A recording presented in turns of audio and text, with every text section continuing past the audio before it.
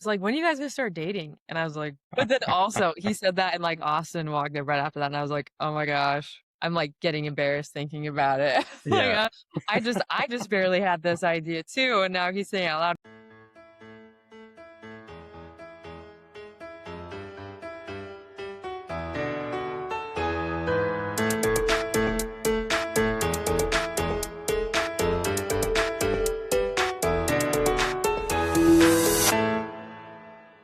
What's up, everybody? Really fun episode this week. Really enjoyed the couple that I was able to talk with. Good friends of me and Marissa, Austin and LaRee Wood. Really fun catching up with them. But just before the episode, again, of course, want to give a big shout out to Steadfast, my sponsor, and I appreciate everything that they're doing for the podcast. But yeah, I didn't want to take too long with this one because it's a longer episode and it was really fun. And I hope you guys enjoy it. And I look forward to the comments.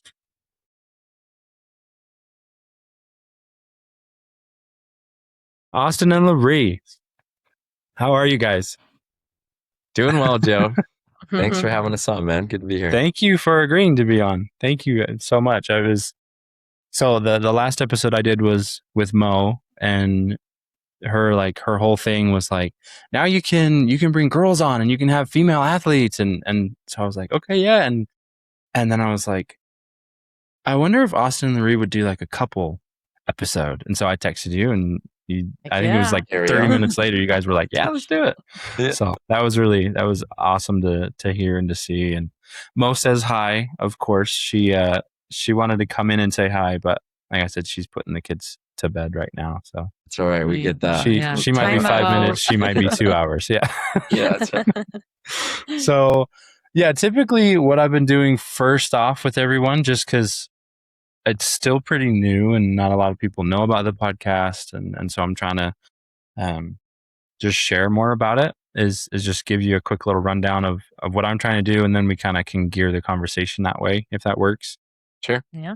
So, and I haven't gotten any better at summarizing the story, and you guys are episode 16 and I haven't gotten any better at it. But so when I was still working in California, I was on a recruiting trip at a showcase in Vegas. Where we were at in California, the closest temple was the LA temple. And that was 3.5 hours with no traffic. So typically it was like 5 hours plus just to go to the temple. So we didn't go to the LA temple at all while we were in California. So I'm in Vegas at this recruiting trip, and a couple of days before I left, me and Mo had talked, and we were like, I'm going to leave early and go do a session at the temple the night that I'm supposed to get there. So I did that. It was great. We had been having some thoughts about like, should we stay in California? Is this the right place for us, etc. And I went and did a session, got out of the temple, and like nothing, no inspiration, no answers, which was frustrating. But I was like, okay, I'll just do my showcase and do the recruiting, and sometimes no answer is the answer. So go about that weekend, and then I'm driving home it was a weird showcase. I was driving home like Monday or Tuesday morning. Like it wasn't a Friday to Sunday. Like it went through the weekend and a couple other days. So I'm driving back in the morning, and when I'm driving like long distances, I don't know why, I never call Mo. Like I will occasionally text, like if I'm going super slow or I'm stopped, I'll shoot her a text and just update her, but I never call her. And I called her, and the first thing she said was, "What's wrong?" Didn't say hi, nothing, just what's wrong. And I made it worse because, so she says, "What's wrong?" And I said, "I'm not going back." And so then she starts like, "What are you talking about? You're not going." So she thinks like I'm not going back to California, or like she's like all of the questions. Yeah. So I'm like, I'm not going back to Saracoso. We're done in California. And as I was driving, I had thought of this idea for a podcast, and I'd had a podcast like years ago when we were in Arizona, but that was just like talking about our family and like that kind of stuff. And I thought on the way back from Vegas, in Vegas, I had met 3 LDS kids who were just ballers, just insane. And none of them had anyone looking at them. And they were all seniors. And I was like, how do you guys have that little exposure that, like, I would have signed him in a heartbeat, but I didn't want him to play JUCO type of a thing. So my initial thought process was, I'm going to start a podcast and the focus is going to be on LDS athletes. I'm going to bring on an athlete like once or twice a month, focus on them, get them more exposure. Me growing up in BV, tiny little town, LDS athlete, had zero exposure. Everything that I got, I worked my butt off for. And so that was the original idea. Mo was super on board. Come April, we had started making plans to move here. And so I was super excited because I was like, that podcast is going to absolutely take off because I'm literally moving to LDS Athleteville and I'll be able to have kids on every week. And within, I want to say the first 3 episodes, I realized that wasn't going to be it at all. And it quickly transitioned to a podcast discussing how you balance faith and athletics. And so rather than featuring LDS athletes and giving them more exposure, which I still could do eventually, right? But now it's more on, and I've noticed that this might actually be more important here, is helping teens know that you can do both. Because I don't know what the teen athlete scene is like for you guys, and we can chat about that. But it feels like here, especially in Utah, it's like kids are being forced one way or the other. Like you have to pick the church or you have to pick sports. And that was kind of shocking to me because, so Peyton Pemberton, who is the men's soccer coach at SVU now, he was my first guest. And he said when he was growing up in Utah, it wasn't even a problem. Like no leagues ever played on Sundays. Everyone, like the balance was just implemented. And now it's like everything is on Sundays. So you have to choose. So that's kind of the basis of the podcast now is talking about balancing faith and athletics and parenthood. Right. I'm happy that you guys are on here. I had Jake McMahon on here as well. We talked about some things that they've done. Court Cox had him on here. And then of course Peyton. But that's, man, 6 minutes, 6-minute rundown for a 30-second intro. So I told you, I haven't been able to summarize it at all. I ramble too much. So that's the podcast. Okay. With that being said, I would love to hear from each of you because you guys are from like completely opposite places. Yeah. And so I would love to hear kind of your backgrounds as far as growing up as LDS athletes and you know, maybe the goals of playing in college and how you guys were able to balance things and ending up somewhere like SVU as a member already. There's generally some kind of a balance. So just kind of diving into that and your background and growing up as LDS athletes. Yeah. Want to lead us off? Sure, I can do that. Well, I am from a teeny tiny town in southern Arizona called Yep. Wilcox. It's Yep. so small. Are you smaller than Thatcher? Yes. Gosh. Yeah. I didn't realize that. Well, I mean, the actual city of Thatcher might be similar, but there's like the 3 cities that are all connected, or the 3 towns that are all Yeah, it's like connected. Thatcher, Safford, and Gila Pima. Valley. Or Pima. Pima. It Pima, makes that's up the Gila Valley. Yeah. Yeah. Yep. It's super small, very big agriculture, ranching, farming community, and there's like not a lot to do there besides like be outside or like play sports pretty much. Okay. So I grew up playing lots of sports. I feel like I dabbled in just about like all of the major ones. But something that is I think kind of unique about where I'm from, because usually I say like I'm from Arizona and people are like, "Oh, Mesa." I'm like, Right. "No." Right. Or are I'm you like, from "That's not where." Phoenix or Yeah, Tucson? yeah. No. No. Yeah. But even especially like SVU, because I'm LDS, people are like, "Oh, you're from Arizona, you're from Mesa." It's like, "No, I'm from this tiny town." But my ward, like as small as it was pretty solid.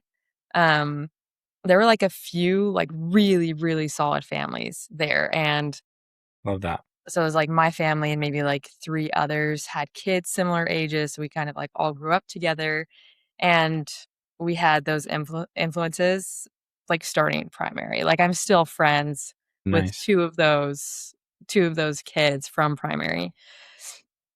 So that was really cool. I had like a great foundation, but one of the things that was really important to my family and unique about our small community is like nothing on Sundays.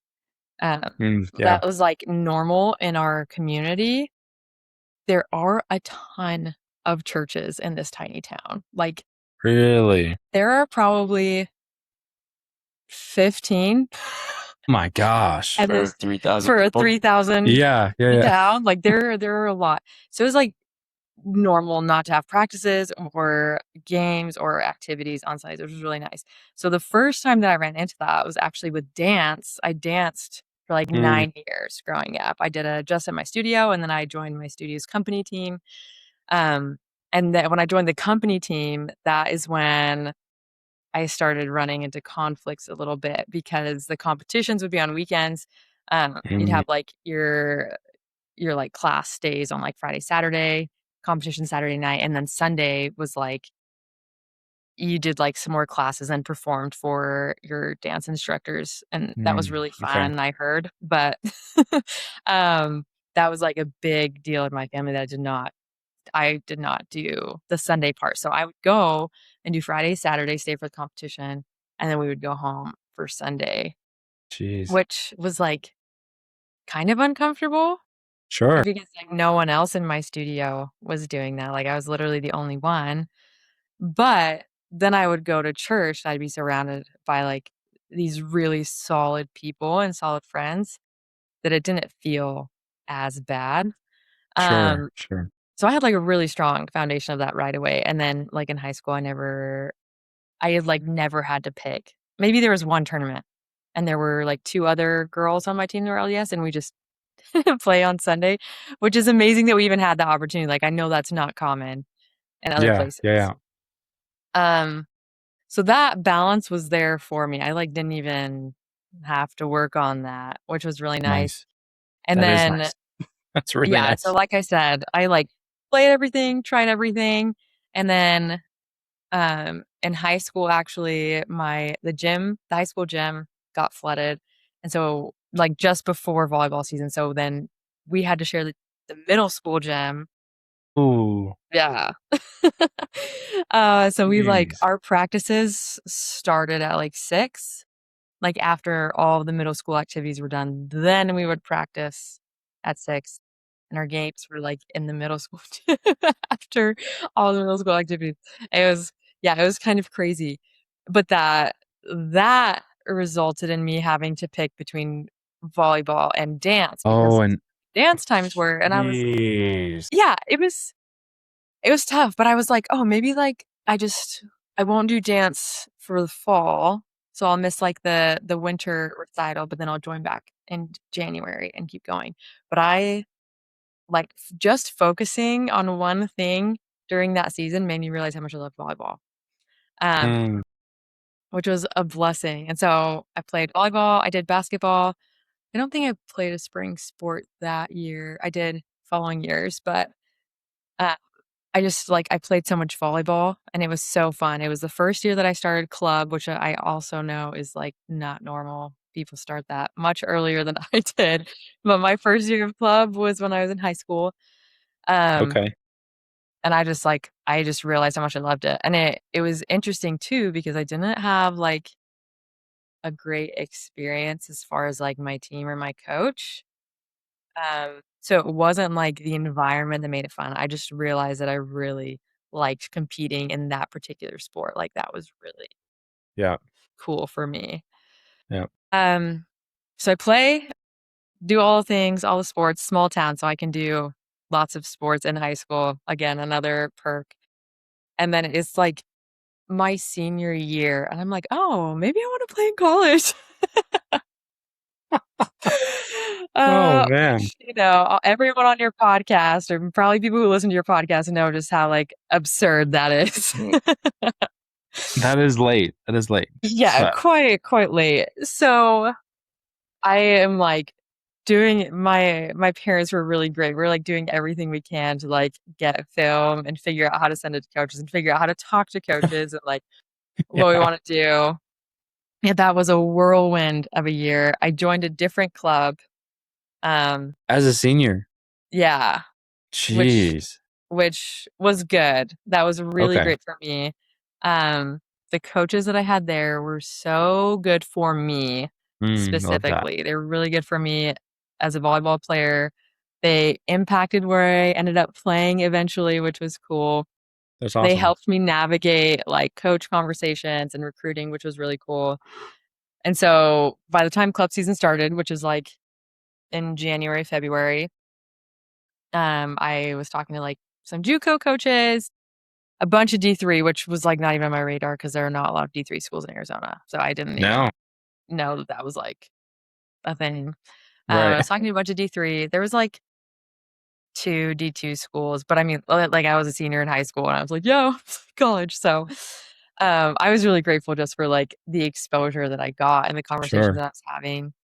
And then, um, ultimately, it's crazy. I went and visited a bunch of different colleges, met with coaches. Nicole Gwynn was the coach at SU at the time. She had Yeah. 1 season under her belt when she was recruiting Oh me. my gosh. Yeah, it was crazy, but I felt, like, drawn to her as a coach. Like, when she Yeah. talked to me, I was like, "Oh, like, she knows what she's doing. She's good. I can tell she wants to win. I can tell she wants to develop me as a player and as a person."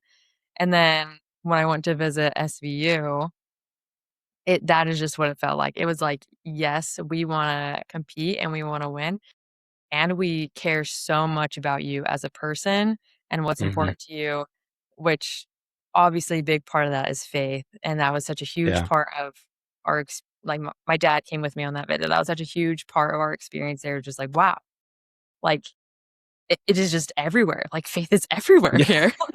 Like, the professors are talking about it, I didn't know you could do that. And Yeah.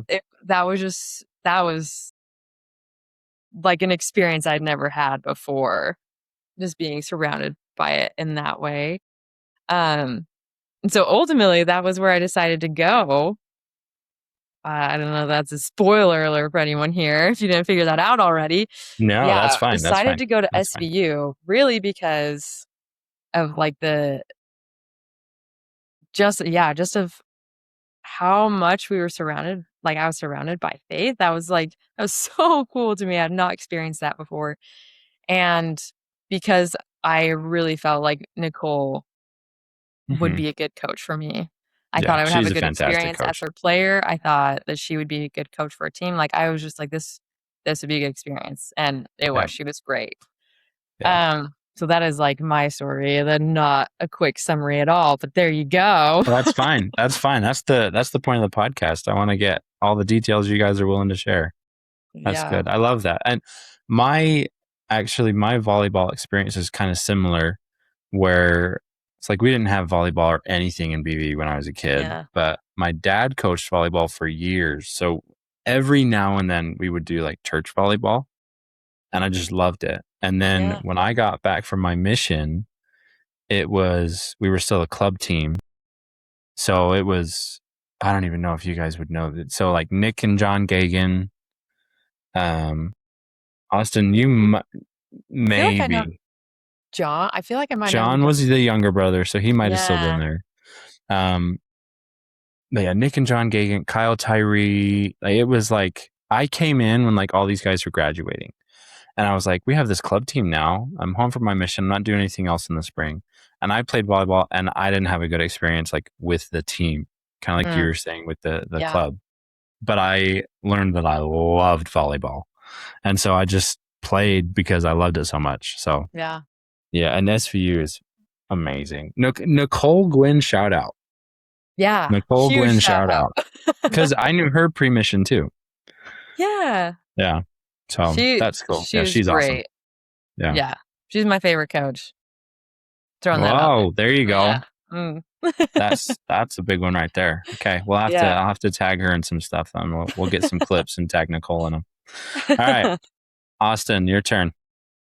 Me. So I grew up in Ashburnham, Massachusetts. So I was East Coast, and East Coast like is pretty different from like regular church culture if you're in Utah or around Yeah. us. So like super duper. Yeah. Yeah. So I remember when I was little, like under 10 type age, we were in a branch that was small enough. I think it eventually got shut down and combined with a few other branches or wards, and they kind of combined to one, but we were small enough that they moved things around. And then we moved out to Ashburnham, which is like north central Massachusetts. I originally was in like Foxborough, Mansfield area where the Patriots play.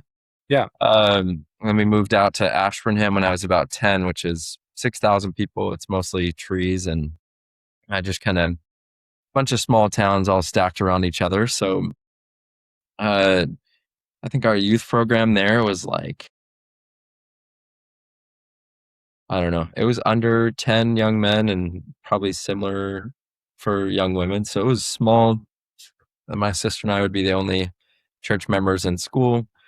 So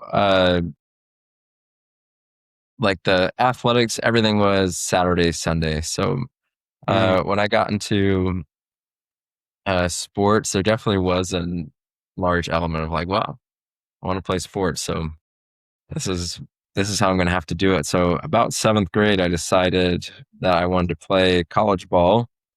That was after not my senior year. Yeah, my we'll call it my sophomore year of middle school. But let's so my mom played college ball, which is where I got basketball. And so I didn't even really learn that about her, I think, until I was a little bit older. Really?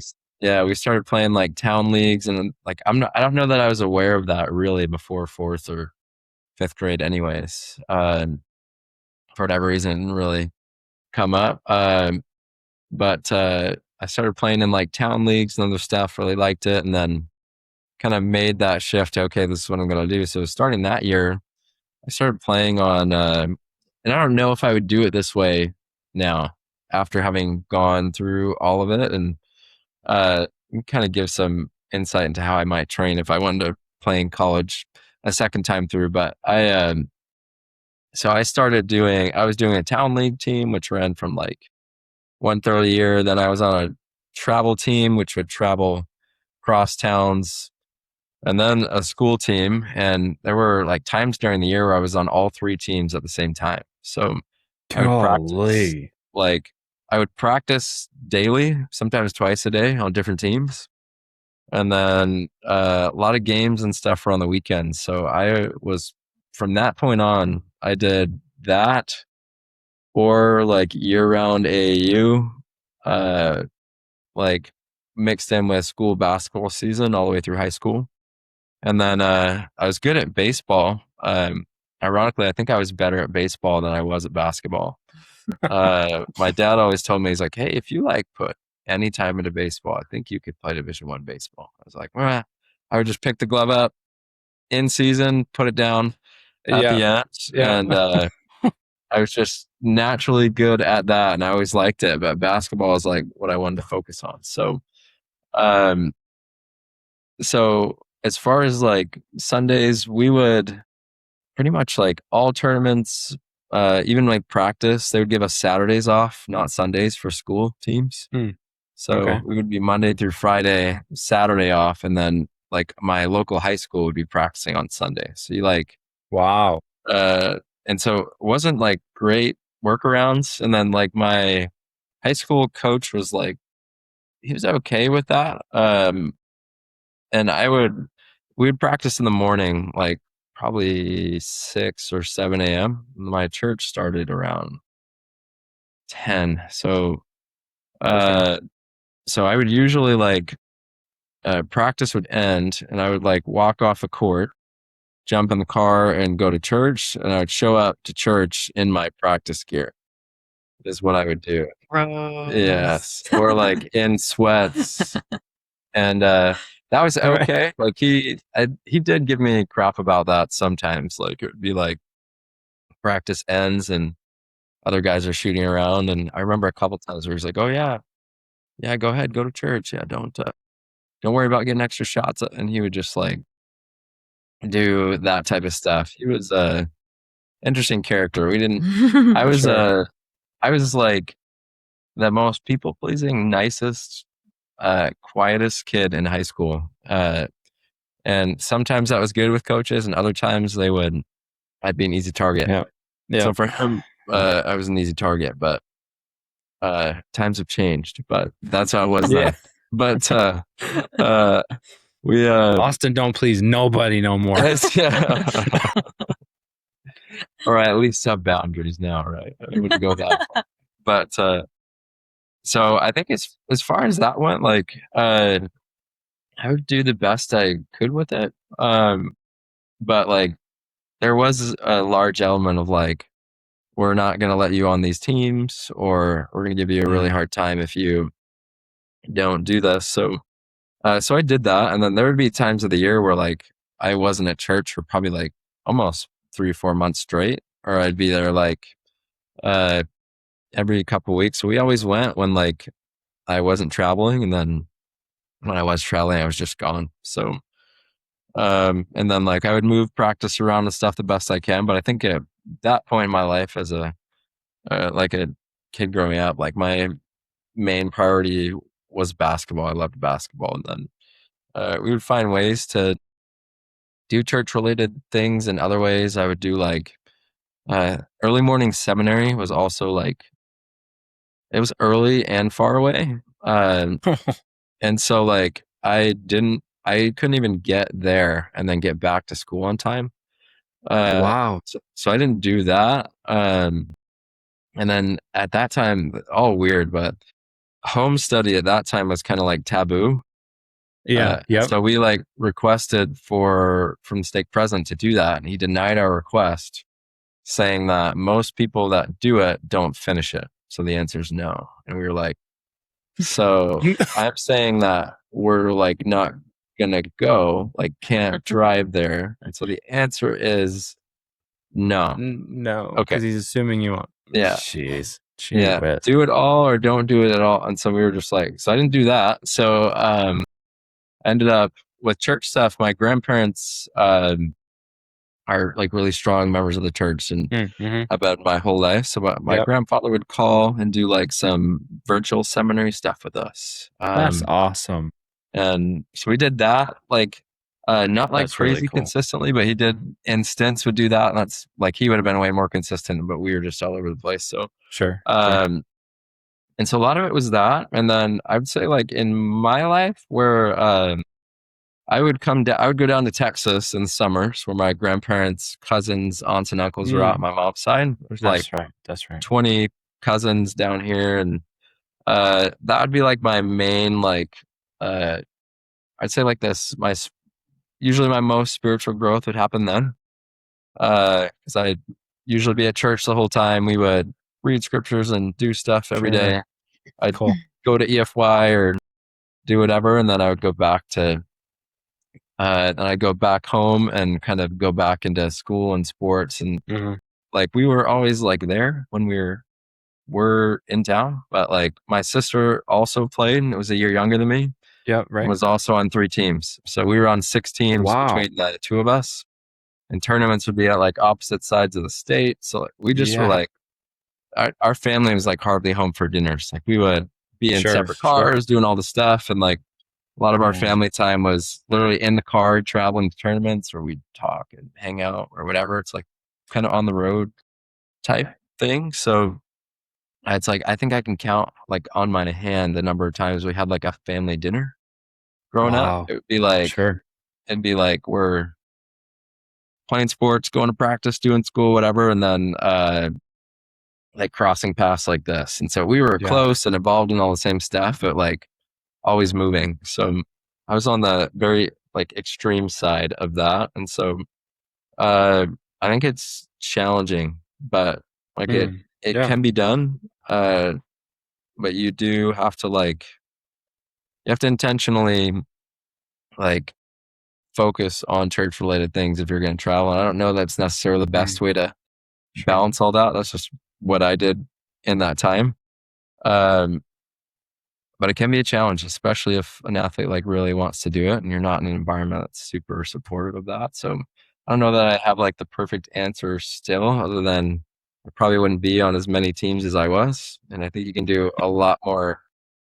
I think you can do a lot more focused and intentional time and get further than just playing on a bunch of teams and traveling. I think that that's what athletes associate with exposure is like, oh, I've got to be at every tournament, every weekend, doing all of this. And usually what happens is player Unreal now. development and skill development goes out the window.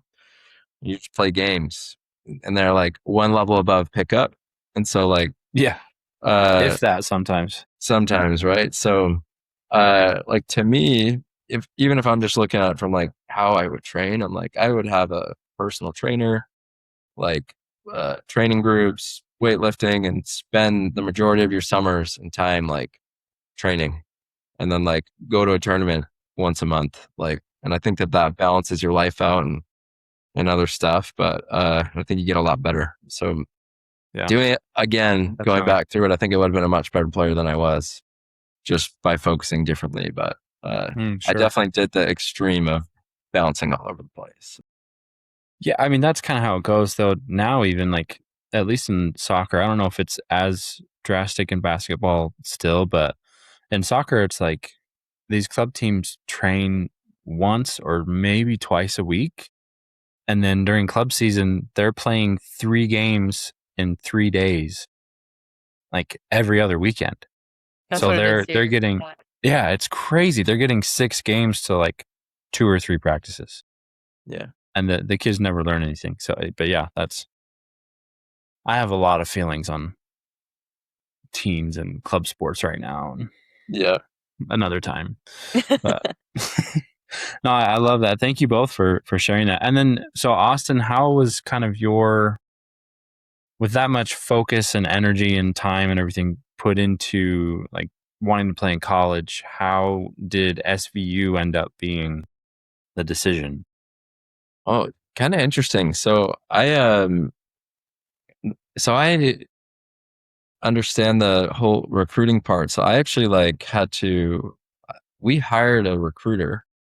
Okay. Name was Sean Casey. I can't remember the name of the business, but he was a former coach. Crazy familiar. Yeah, I don't know. Like I've been out of it for a while. Maybe he's stretched out and is doing other stuff. Was it NCSA?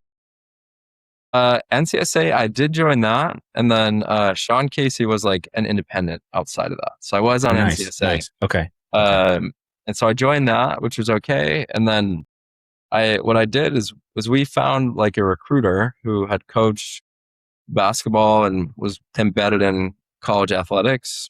And he came out to a tournament. He watched me, and he was basically like he was like there to be like, okay, are you going to be able to play college ball? Sure. And he's like, if you are, then like I can take you on as client. We can do whatever. But he would show up he basically like coached us through how to do all this, how to email, who to reach out to, what schools he thought would like fit. And then I reached out to like, I don't even know, like 50 to 100. And like I was emailing them, calling them, sending my tournament schedules. And then Sean would take that and he would like with his connections call them and be like, hey, like just give some insight. Like here's film on this kid. Awesome. Like he would talk about me, and then he would be like, he would show up to the tournaments and he would track down coaches and he'd be like, hey, like come check this out. And so like that helped a lot.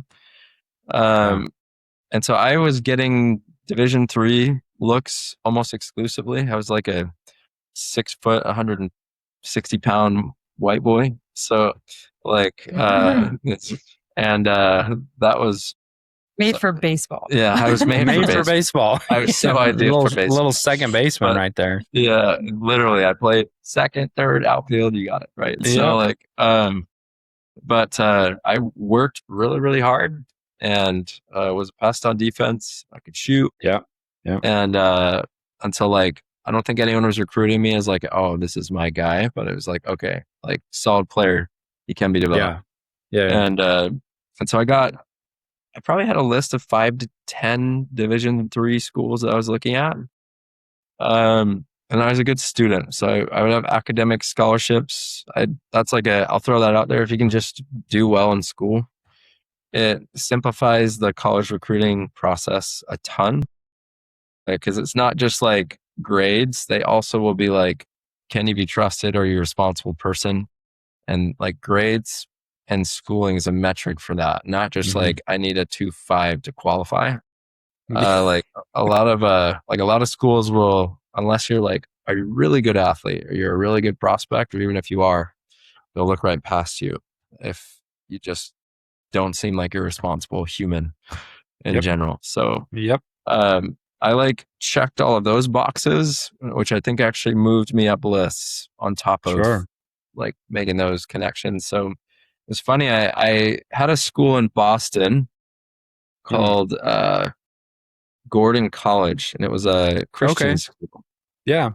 And I had like some friends that went there because I did 4 years of high school, and then I did a prep year where I played at Cushing Academy, which that was a whole experience on its own. The prep leagues can recruit, they offer scholarships. Yep. We had 15 guys on the team, and all 15 guys went on to play D1, D2, or D3 basketball, baseball, or football. Not a single person didn't play college sports. So, and like 5 of my teammates or 3 of them, one of them went to Syracuse, the other one went to UConn, and the other one went to St. Bonaventure. And those were like our 3 starting guards. And then like the other bigs played at a D1 in Canada and what. So like it was a good team. I was like a 3-and-D player on that team. I play like 12 minutes. I shoot threes and I play defense. And I was usually in at the end of games. When people were in foul trouble and whatever. So like, but we won the New England Championship that year, the entire prep league for that area. And so it's funny. I like was playing in front of Syracuse and UConn and all these people, and they, of course, were not looking at me. But like, I ended up with plenty of exposure going that route. And then,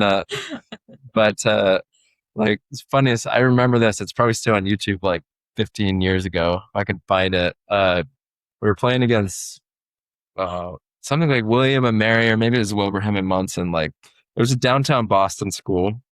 Okay. Starting point guard there was going to like, I don't know, like DuPont or something. It was a D1 somewhere. Okay. And, and then of course there's our guys who are all committed, and then they had multiple others that were commits, and it was this back and forth game.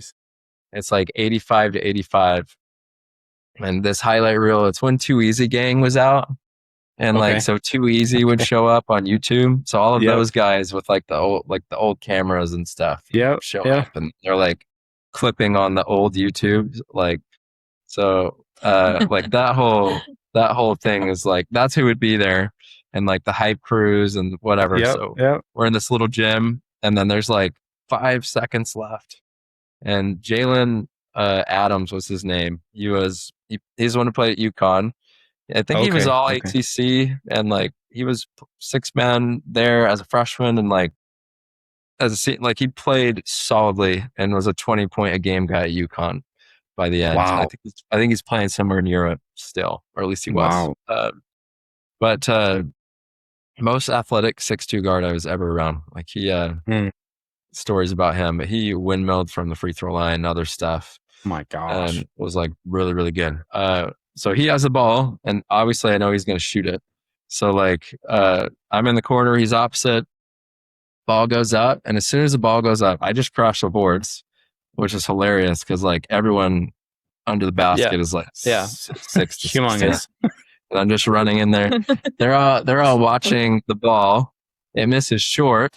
and I jump like as high as I can, which is like halfway up the net, and Right. like tip it in with one hand at the buzzer, and we win the game. And like it's like all of this whole video the whole time. It's like Jalen, like UConn commit, but like every guy has this thing. I like win the game at the buzzer, and it's just a clip of me. It's like no name, no command. declared. They're like, we have no idea. That guy. Who the heck is this? Who's that white kid? Who's the? It was like there was a comment literally that was like, "Who the white boy?" at the end. Who the white boy? Like that was a comment before YouTube started removing those two.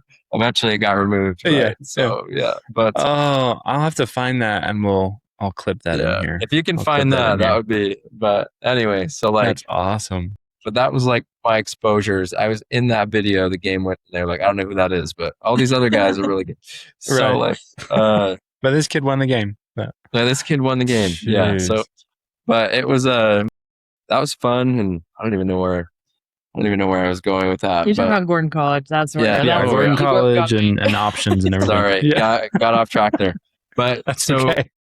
So coming out of Cushing, Gordon was like, "Hey, we're graduating like 6 seniors, and like we need a point guard." So like here we go. They had like seen film and also looked at some of the Cushing stuff and were like, "Cool." They knew who the white boy was.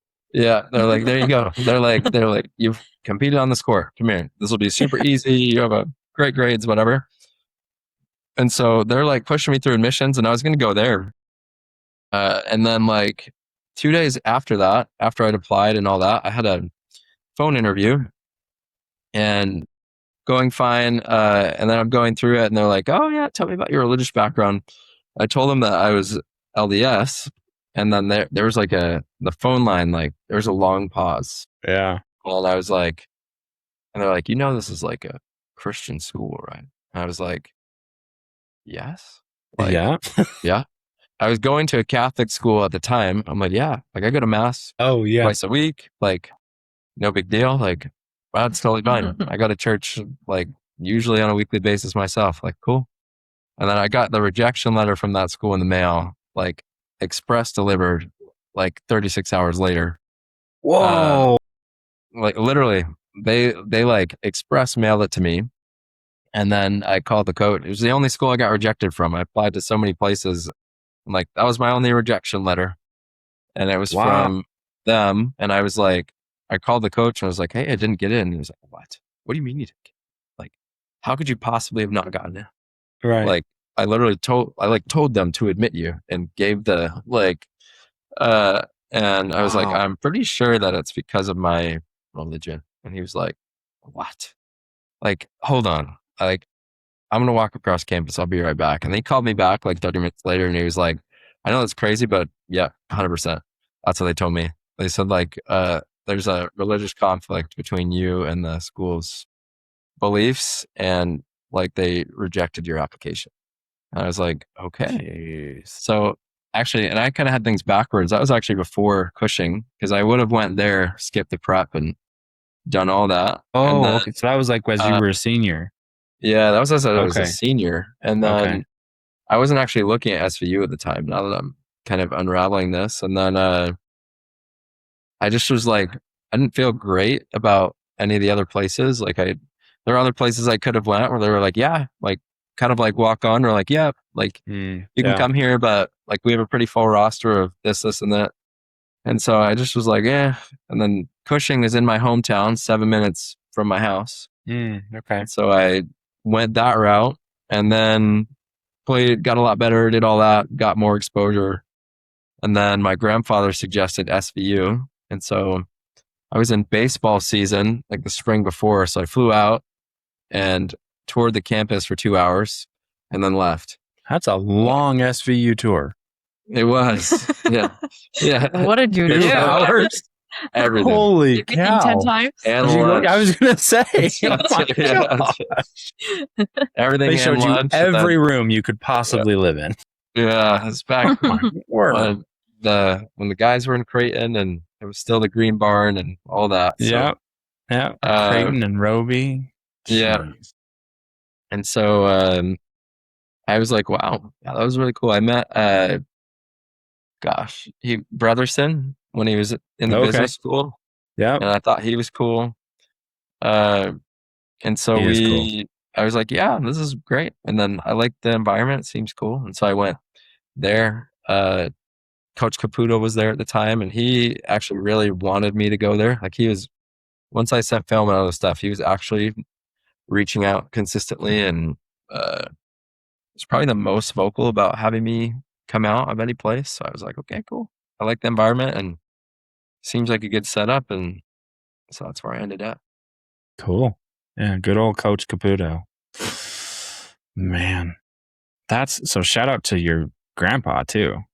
Props to grandpa for getting you down there. Yeah, he did. That's awesome. Yeah. Mm-hmm. So you were a freshman in 14, right? With Tay and Kale and all them? Yeah. Yeah. Okay.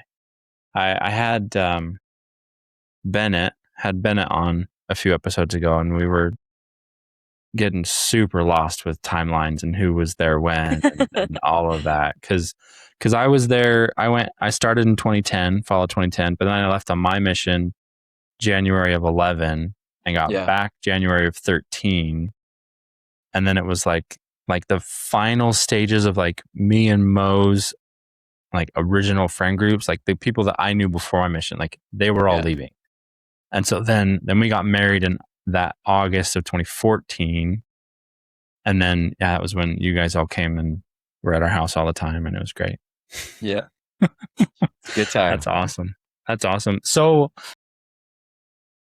something, and this is more for Austin, because you didn't serve a mission, right? Right. Okay. So Austin, with having such a heavy focus on basketball, because I know a lot of guys who are members of the church and they just don't ever serve a mission because they're so focused on sports and whatnot. But like, when did that kind of shift for you? Because like you said, 7th grade, you're like, I'm going to play college ball. And then you get to SVU and you're playing college ball. And kind of, when did the idea of serving a mission, when did that come into your mind, or what was that process like for you? Yeah, I think I didn't really think about it that much growing up. Which is like, it was kind of like I would have a bishop or young men's advisor, or I don't know what everyone's called now. It's changed a lot over It changes all the time. I don't remember what it was then. Yeah, young men's president when we were kids, and now they're advisors, and everything's different. Yeah. But basically they'd be like, so like, have you thought about a mission? I'd be like, oh, not really. No.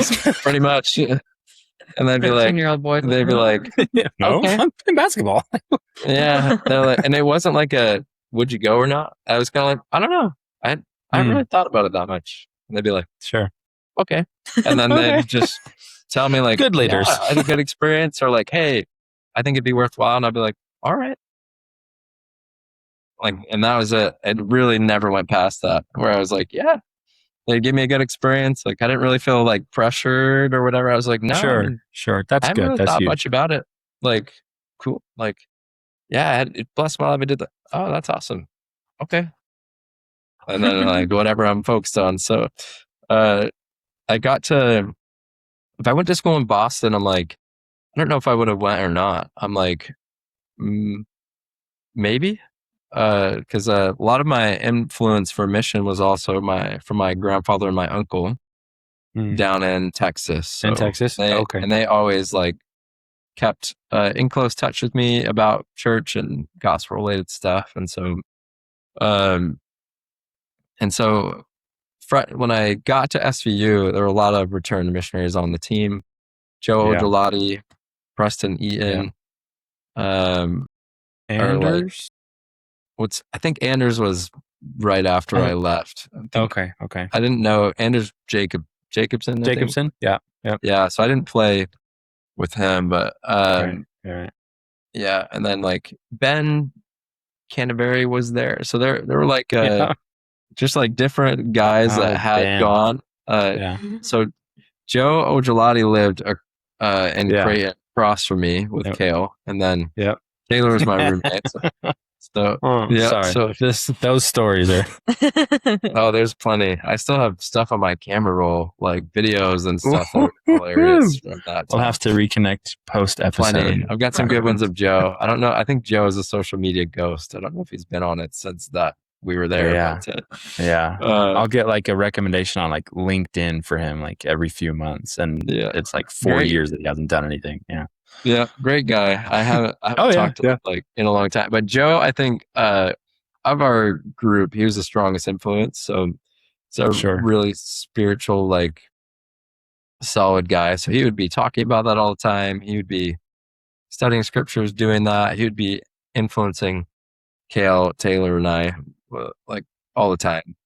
And then the general culture is like I remember him the most of the basketball team because we just lived right across from each other. But I remember Preston and just other guys that would talk about it, ask about it, not like push on it, but be like, dude, like great experience. Like I think it'd be totally worthwhile. And then they would talk about it, whatever. Like Kevin Walker served a mission too. He was there. So so I think it was that, and so obviously I thought about it way more than I ever had being around them all the time. And then I think second semester, my grandfather called me up and was like, "Hey, well, like, basically, no time like the present. Like, here we go." And I was kind of like, "Okay." And so like that was about it. Like he called me for a couple minute conversation. He was like, like. Something along the lines of like, well, like if you're a worthy male of age, like you have a call to go. And I was kind of like, well, I mean, I think that describes me. Okay. And then it's like, I'm like, seems like a good idea, and let's do it. Yeah. And like that was I really wasn't that much more I think it was pretty simple. I was like, okay, yeah, I'll do it. And then I signed up and went and was nervous and whatever, and then didn't quite know what I was getting into, and then just went. There you go. So I had good support and like encouragement, and I was willing, and that's about what got me out the door. I hadn't thought much about it, like really, other than that time being there. So sure. Yeah, that's huge. The willingness is huge. Who was I talking with? I don't remember who it was, but they said on their mission president told them, "I don't care why you came out. I care why you stayed." And the willingness is huge in that. Was it? I can't remember if it was you or if it was Tay. It was me, Mo. I'm pretty sure it was you, Kale, and Tay. And someone was getting set apart, or not set apart, but like becoming an elder in the YSA building, and Kale like stepped in the circle, and we all thought Kale was still a priest. So this was like right after spring break, and he had gone home, and we didn't know while he was home he had been ordained an elder. And so then he just like stood in the circle, and like I looked at Mo, like I don't remember if it was you or Tay, but I remember I looked at Mo and she was like and then afterwards we were like, Kale, what are you doing? He was like, I got ordained like 2 weeks ago. Like she was like super offended about it. I was like, we didn't know that. Like we thought some priest was just hopping into a ordination for an elder. But, my goodness. Those were good times. Funny. Those were good times. I think it was Tay, now that I'm thinking about it. I think it was when Tay was being ordained as an elder. That's jeez. So when USV did it? I think it did. Oh, really? I can't quite remember. Maybe it was you then. I don't know. It might have been. I don't know who. I think it probably both of them. I remember my dad flying down. Okay. Flying out, and I'm like, I don't know. Okay. I have to look back. I'm not sure. I remember me and Mo have. I mean, we haven't talked about it for years, but a lot happened for you in Texas. Like a lot of that kind of transition was from your grandpa, and then also in Texas, and so that was that's cool. And then remind me where you served. Denver. I looked at a sheet, but I forgot. Denver North. Yeah. Denver North. So what was that like, kind of going from, LaRee, I'll ask you a question again soon. Nah, it's What was great. it like going from like New England to BV to Denver? So BV was a culture shock. I remember, like, Really? yeah. Oh, well, not being small, but so many members of the church. Sure. Okay. I remember just being like, I didn't know there were this many members of the church in the entire world, let alone It's a school full of Mormons. in here. Yeah. And that's like, it was like 700 students Yeah. or something, maybe Yeah. 800 at that time. That And might be so, generous too. yeah. So like, But so at that time, it was culture like shock. 97 or 98% were LDS. Yeah. Yeah. So that was a culture shock in a good way. Sure. And then like, it's kind of a joke, but like my third or fourth grade teacher over geography, like, we were supposed to get through the entire United States. Sure. And I think we Never got do. to like the Midwest, and that was it. And so like my geography of like the past the Mississippi going west was like, there's nothing there. So I was like, I got the call for Denver, Colorado, and I was like, oh, cool. I knew nothing about it whatsoever. Where's Colorado? Is that in America? I think I kind of know where that is. It's like over there, past the Mississippi, right? So it's one of those I don't know. it's over there. So I like looked it up a little bit, but and I had like been to Idaho because I have some family up there in Utah a little bit. So I like at least seen it, but I'm like, I had no idea. And so going to the MTC was like culture shock again, because then it was when age change had happened like recently. Yeah, that like was a like year before. my last 6 months was when that changed. So yeah, so it was packed. There were like more than 3,000 missionaries there. oh my gosh. And like it was like 10 days, and then you're in and out. Yeah. Yep. And so it was like, that was like really, really crazy. And I thought it was cool. And then Denver, Colorado, it's one of the nicest places that I've lived, like as far as like weather, like just like, I used to say everyone and their dog has a dog in Denver. It's like people are just outside walking dogs, like biking. Sure. Like it's a cool like outdoorsy place. The weather is love that. Kind of like Virginia, where it's a little more dry, but it's like moderate winter and then doesn't get crazy hot, but you kind of get like all the seasons. So yeah, but in BV, everyone and their dog has a squirrel. yeah, that's right. Exactly. Yes. Yeah. So not Denver was like it was unique. And then I really liked the people there. It was, my interpretation of it was Boulder and Denver, which is like a very super like democratic liberal areas. And so I associated Colorado with kind of that culture and all that. And then actually, like, I was shocked that it was actually majorly Christian place. Yeah. Like there were like some of the largest mega churches I've seen, and Texas has them. We're in San Antonio now, and Texas has like huge churches. Yeah. But like some of the biggest like Christian non-denominational mega churches that I've ever seen were there.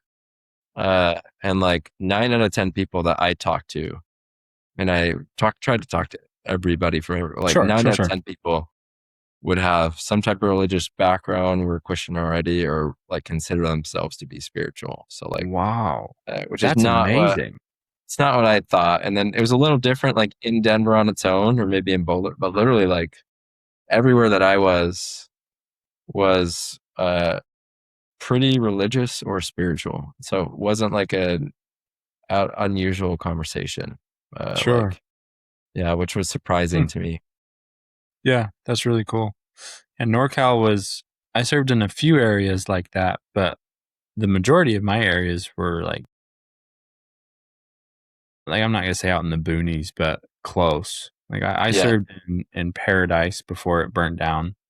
And that was like far away from we were like an hour from Chico, but it felt like we were far away from everything.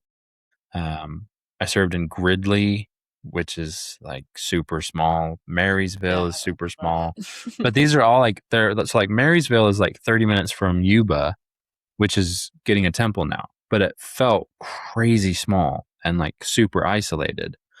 So, but that's cool. I never, yeah, I've always kind of associated Denver with like more like left leaning and like all that kind of stuff. So that's an interesting take, and 9 out of 10. That's cool. At least some kind of a spiritual relationship. That's cool.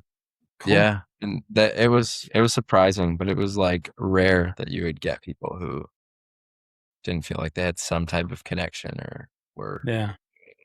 something on a spiritual level. That's awesome. That's awesome. Okay, so post mission, you come back to SVU, right? So I'm gonna let LaRee take this one. How did you guys meet? Because I know that we've heard this story before, me and Mo have, but I don't remember anything anymore because we have 1,000 children, and I don't remember what we gave them for dinner 4 hours ago.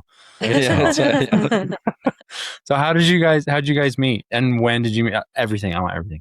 Oh, everything. Yeah. Well, you probably don't remember because I feel like as far as stories go, it's not like a wow story if you weren't Every there, story is a wow story. Oh, it was to me.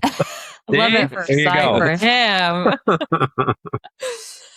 Okay, let's see. So yeah, he had gotten back from his mission like in January of that year, but didn't come back to SVU until the fall. And Okay. I had gone, like for volleyball, we go back before everyone else went back to school. And then that particular year, I was an RA as well. So I was there like even before Jeez, all the yeah. full athletes got Way there, like early. 10 Yeah. of us. Yep. Yeah. So there were just like, there were just like a handful of us on campus. I became really good friends. I mean, we were friends before, but because of this, we became really good friends with Tyler McCready, who was But on yeah. the basketball team. Yep. And then, McCready. yeah, what a great guy. And then it was just like the beginning of the semester. So everyone else was coming back to campus. And there was something, I don't even remember this part of it exactly, but it was something where like, I think he owed me Wendy's for something and I was cashing it in. I think that's what it was. I don't know. Something about Wendy's. 4 for 4. 4 for 4 Wendy's, yeah. When they were 4 for 4. Yeah. Jeez. Right. So now it's an 8 for 4. And so I was like cashing in and he was like, hey, is it okay if like one of my teammates comes? I'm like, yeah, sure, whatever. You know, and the teammate was Austin. And so the three of us like went to Wendy's. I feel like I think back in that time about like who I was, I feel like I had a lot more energy, also no kids. Sure. Oh yeah. 100%. I'm like, wow, that's fun. It's like probably a little bit perkier, a little more fun. But we went to Wendy's and we just I don't know, it was fun. I was like pretty anti-dating at the time. Like that's how it always goes. I know. The exact same with me and Mo. Yeah. I don't know. Long story, but I was like, I was done. I was like, nope, taking a break. So I was not looking at all. I was all about having friends and having fun. I like didn't even want to go on dates. I was like, none of that. We'll just go hang out as friends in groups, whatever. So it was fun. Like we got Wendy's, and then obviously SVU is small, so we like saw each other around. And then again, like I became good friends with Tyler, and then we kind of had this friend group. There was like a couple basketball guys, some of the volleyball girls, and then like Austin joined that, and would just like start joining our group and our hangouts. And then it got to the point where like there was like one night, oh gosh, I think I needed to get groceries or something at Walmart, and he did too. I don't know. He ended up coming with me to Walmart, and that was like the first time that we spent time with just the two of us. Yeah. And that was literally like the start of it, because I went to drop him off at Walnut and we just like sat in my car talking. And that became the pattern for our friendship and our relationship from that time on. It was like, and there were like, there's like a couple of other guys who lived at Walnut that would like always, I would just like be parked there and they would like always be coming home. They'd like see us and like, it was like a whole thing because I would like always be parked there, always be talking. And that was just, it was just, but it was like, like in my mind, and this wasn't over a long period of time, but you know, in BB, that's just like, you just hang out with people. That's how you spend your extra time. So it was a lot of time that we spent together in like a short amount of weeks. But like in the beginning, I was just like, oh yeah, like he's cool. We're friends. This is so fun. I love making new friends. And Austin was like, nope. Yeah. And then, and then I was like, I don't even know exactly when the shift happened in my head, but I was like, maybe I am open to dating. Or at least dating Austin. Maybe that doesn't sound too bad. I don't want him dating other people. So there's that. Oh, that's the, yeah. And then that same year, SVU started doing like date nights as activities, which was really fun. Like school sponsored date nights. They were free. That was great. And there was something like we were in Jonesy's between classes eating. Oh, Jonesy's. And there was another, what other teammate was there? There was another basketball teammate who was sitting with us. Who was it? You know what I'm talking about? Maybe it was Al. Maybe it was Alec Johnson. I don't know. But I think he was sitting with us. Austin went to like go throw his stuff away.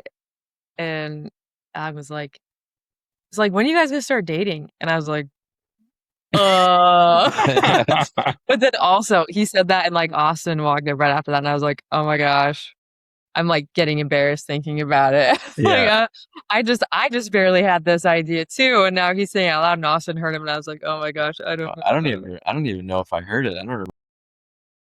I feel like you did because when you came up you were like, oh yeah, I was just about to ask if you wanted to go to date night. And I was like, oh. Anyway, so that was how it started. But that was like at the beginning of the week. Date night was on Friday. In between that time, my parents had come to town to watch some games. I don't think she was a roommate then, but she was one of my friends and teammates. It was her birthday. My parents had this huge Airbnb. I don't know why they got one that was so huge, but it was huge. And so they like offered to have like a birthday dinner for us. So we had like this big group of people. Oh, nice. At this huge Airbnb. My parents did burgers for everyone. It was fun. And then that night, I was parked in front of Walnut, dropping him off. We were talking again. And then we hadn't even gone on a date yet. Like the date was later on in the week. Sure. But it was at the point where we just had a conversation. It was like, yeah, I don't really want to date anyone else. And he's like, yeah, me neither. Like, okay, cool. We're like, so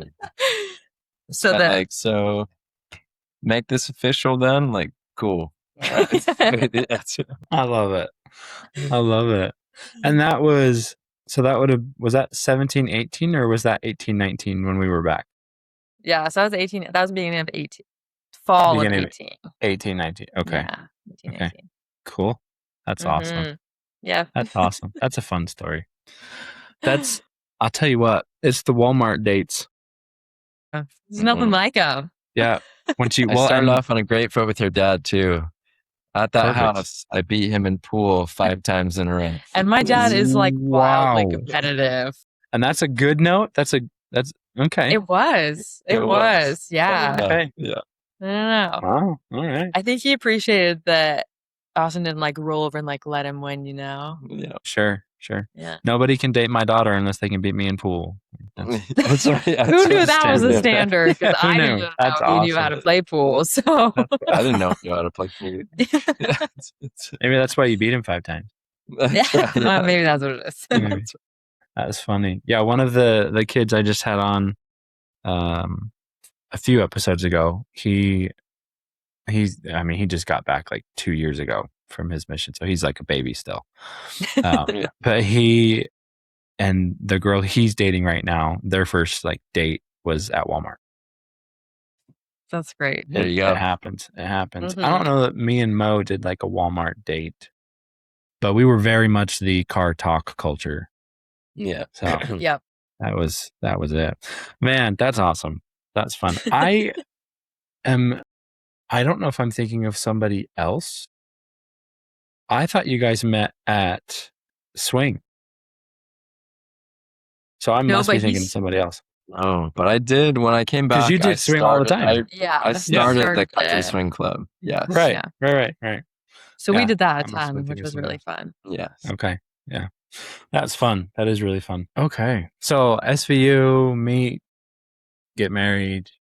Post SVU, we haven't really talked a lot in the last few years. I mean, we've talked here and there.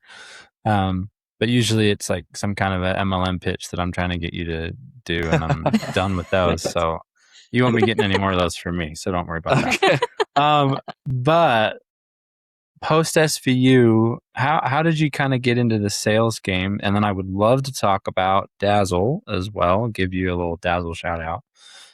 Cool. Thanks. Yeah, of course. You got to be really careful with those questions, we'll keep it though. short. You got to make Okay. those questions very specific. Otherwise, it's gonna be really long. Oh, I got you. Well, I mean, I don't have a time limit, but you guys already, then 10, 15 then for you ask guys? away. Or? LaRee's been Okay, past her okay. time limit on Dazzle stuff for years. So I love it. So post SVU, what did that kind of look like for you guys? Because you didn't start with Dazzle, you started with Pest, right? You're doing Pest for a while. yeah, so so my sophomore year, I went back and in between, I think I spent that summer in Massachusetts, worked for my dad, did I thought I was gonna get into possibly like computer science, engineering type stuff. So my dad's a mechanical engineer, and yeah, your dad's has a business, so I went and worked for him. Yeah. And then coming back my junior year, I had switched majors a few times. So I came back as a computer science major, and then I took a class, and I was kind of like, yeah, I don't know. So I switched to, I was like, maybe I'll do this medical thing that Everyone else I'll never turn. Everyone else does do that. Yeah. I guess I'm a dentist Medical or a or doctor, business. right? So so I took a chemistry class, and I was just like, gosh, I'm like, it had been 10 years, I think, at that point since I'd done any of that stuff. Oh, sure. When I did it in high school, I was like, I remember this, but I don't really want to do this, get through all this again. And so I went from computer science to biochem to business. I was like, I like business stuff. And then I took a psychology class that I liked, and I just added psychology. So I did business and psychology, and that's what I graduated with. Okay. And so that kind of took me to well, I guess I'll look for an internship, or sure. So I looked up, there's a private equity company that, I forget what they were called, but they were in Connecticut. And I think they're still connected to SVU, but it was when they were first offering internships. So I just applied for that and got it. That was COVID year. So we get to March, and it's initially oh yeah, it's going to be fine. No big deal. And then within 72 hours of that, it's well, yep, everyone country shut down, is going home. Go home. Yeah. And school's over. So other than virtual, I was oh, okay. So I guess I'm not going. It's in Greenwich. I think it was in Greenwich. Or somewhere. It is. Yeah, there's a PE firm that they're like I know people who still work there from SVU. They have. Wow. Yeah. So they have a I don't know. pipeline of it. But so that year I kind of signed up for that. And then Cody Smith, I don't know if you knew Cody Smith, but I had really probably not. Yeah, just a guy who, he wasn't there very long. He was kind of involved in basketball a little bit. He didn't end up playing on the team, but he was there for open gyms. And then he was like, hey man, I sold pest control for this company, and I made X amount, and it was really good. Come check it out. I was like, well, I had heard about it, and I was like, sure. feel like maybe I could be good at that. I was like curious enough. I was curious to be like, I want to give that a go and see how I do. And so, and it was pretty much like that, where I was like competitive and kind of like, I bet I can figure this out. And so we did that, and I actually started both of them because they canceled the in-person part of the PE internship. Okay. And they moved it from being there at the firm, living in Connecticut area, to virtual. And it was like I think it was a dumbed down version of what they normally do, because they're like, sure. They're like, research, and like, we'll tell you how this works, and we'll do Zoom calls. And like, I was like, okay. So I got a week into that, and same week I started knocking pest control, and I was also interested in financial advising and insurance and securities. And I had gotten those licenses because my uncle works in that. So I had like a life insurance license, a Series 6 and 63 for investments. I was doing this PE thing, and I was like door to door. So I was just like trying stuff. Yeah. And so I was like selling pest control 4 days a week on for these Zoom calls. And I was doing stuff with my uncle at home with families, kind of like shadowing 1 day a week. And after a week of that, I called the PE firm back, and I was like, hey, I'm going to drop out of this. And I just like, I just dropped it. And I was like, maybe this is cool. I'm just like, no, I think I'm going to figure stuff out on my own. And then I did those two things. And with pest control, I think like I worked for a small company. I ended up, those teams kind of sometimes blow up over politics, like with recruiting and all that. And the team I was going to go out with, like the manager there, like 2 weeks before the summer, left the company he was at, and he tried to take like 40 of us to a new one, which is a no-no in multiple different ways. And so that turned into like legal, and the whole thing blew up. And like, so we were going to go we were originally going to be in Indiana, and they kind of rerouted us to Dallas. Went out there to meet with that team and just got bad vibes. And so we left before we even started. And then I came back to San Antonio, and my uncle was like, well, I have a buddy who owns a company here locally. Like, if you're already trained to knock, you just work for him. I was like, okay. There you go. Yeah. So I went out actually like by myself, and did it based on the training I received from the other company. And then I purchased like an online training platform through, it's called Door to Door Experts, run by Sam Taggart, who's he's really well known at the door to door space. So I was basically doing like video training. This is how you sell. And then I had these owners that had sold in the past, but they're like in their 30s with families and whatever, and they're not like out shadowing me or whatever. So I remember like picking a neighborhood, because I was like, oh, I was driving out, and it was a gated, and I was like, oh crap. And then a car like pulled in and it opened. I was like, oh, I mean, I'm just going in. Here we go. And then I just was like, well, I guess I just start. And then I just started knocking. And then I was like, I have no idea what I'm doing or how this is going to go. But I was competitive. And like, so first lady that answered up, I remember that she was like Russian, kind of thick accent, and said something about kids, and then just like shut the door. And I was like, oh, it's like smoke screen. Okay. And then I like kept going through the smoke screen kid. I'm like, okay, no, I've heard that one. I heard that on the videos. And then like, so I like was going through this street, and it was like energizing me. I was like, oh, I just didn't say it, but like, all right, I'm prepared next time. And then by the end of that day, I had I remember this because there was this guy was in a big jacked up truck. Like in Texas, sometimes the trucks are like 14 feet tall. It's like 2 foot lift, and then it's already like an F-250, and it's whatever. Yep. And then it had like spikes on the rims and stuff. And I was like walking up kind of like, oh, I don't know who I'm going to get. And then he had like a no soliciting sign right on the middle of the door. And I was like, oh. And the videos that I watched, they say that most of these people are nice. And it's probably worth knocking it anyways. And I was kind of like,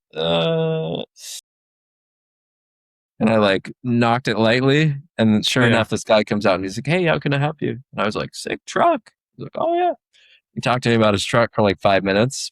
Love it. And I switched him over from another company, and that was like my first sale.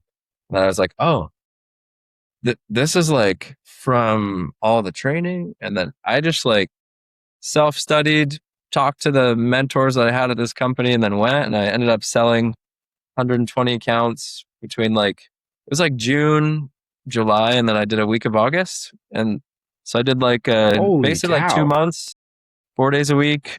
And like I was like, okay, like I'm good at this, inexperienced, but like I'm good at it. And then You they did were like, 120 your first summer, and it wasn't even like a full summer, and you weren't even selling all week, no. and you So hadn't really been properly trained.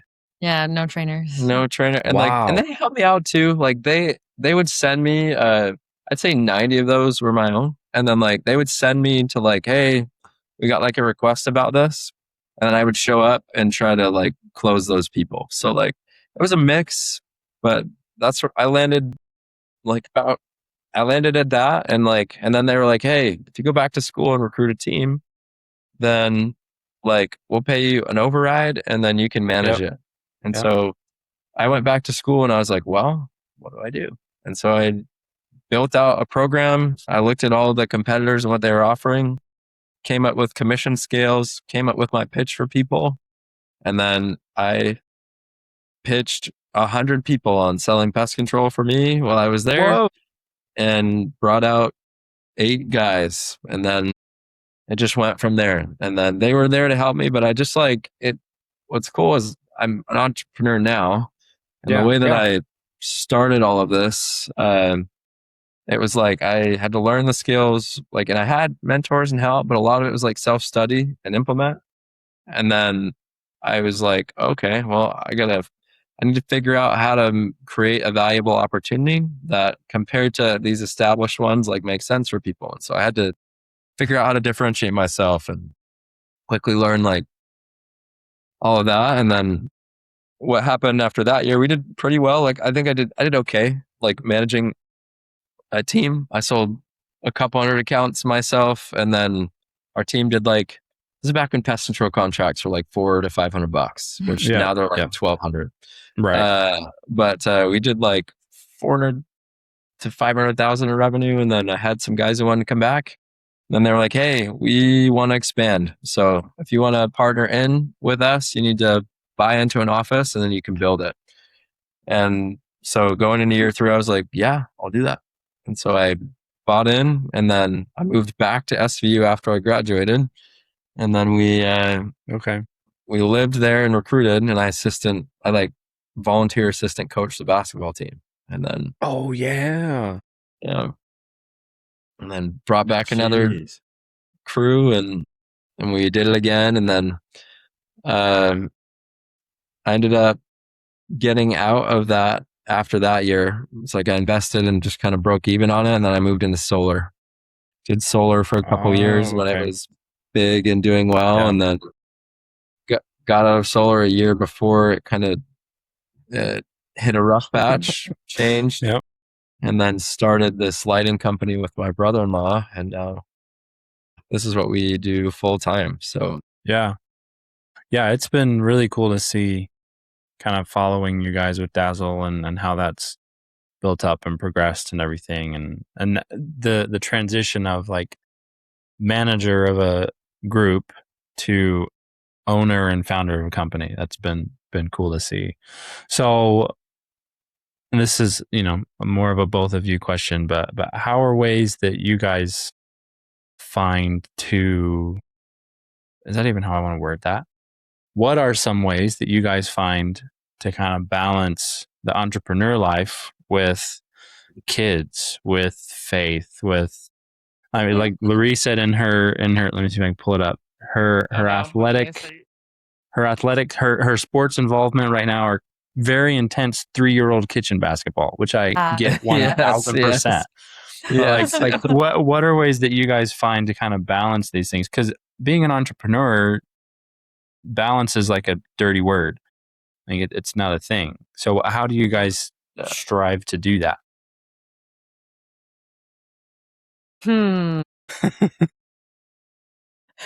I know like we knew this question was coming. Still, I'm like, what is the answer to this question? I think honestly, for us, like we dated for it was like 3 years by the time we started dating to when we got married. We had been dating for 3 years, and it was something like, gosh, I counted up what time. I think it was like 23 months of that was long distance, and like long distance, like Wow. dates away. Sure. Um, Wow. and obviously we were really busy while we were dating. We were Yeah. both athletes in different seasons, Right. so that had its own things. But when we were dating, we learned and just like developed habits of just like spending time with each other. Like any time that we had, that was it. So like we would eat our meals together, we would do our homework together. If we wanted to just like veg out and watch a show, we would do that together. Like go get groceries together, like just mundane stuff we would just do together Yeah. because we didn't have a lot of free time. That was like the majority of the time that we spent together. Yeah. That type of stuff, actually. Sure. Yeah. Sure. Um, That's big though. That's so big. That's important. Yeah. So, like now with kids and a business and like other responsibilities, that's kind of what it is. Like we just find ways to spend time together. And so, something that has been really cool for us, especially like with church and with faith, is we have both been serving like in young women and young men calling in young men's Oh, callings for like, nice. gosh, I don't know, 3-ish years now. Yeah. Um, Wow. so because we both have had those callings, like we both go to youth nights every week and our kids Yeah. come with us. Yeah.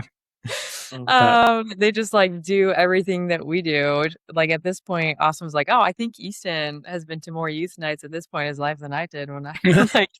He's been to more youth nights than I went to in my entire life. Yeah. He's 3.5. Yeah.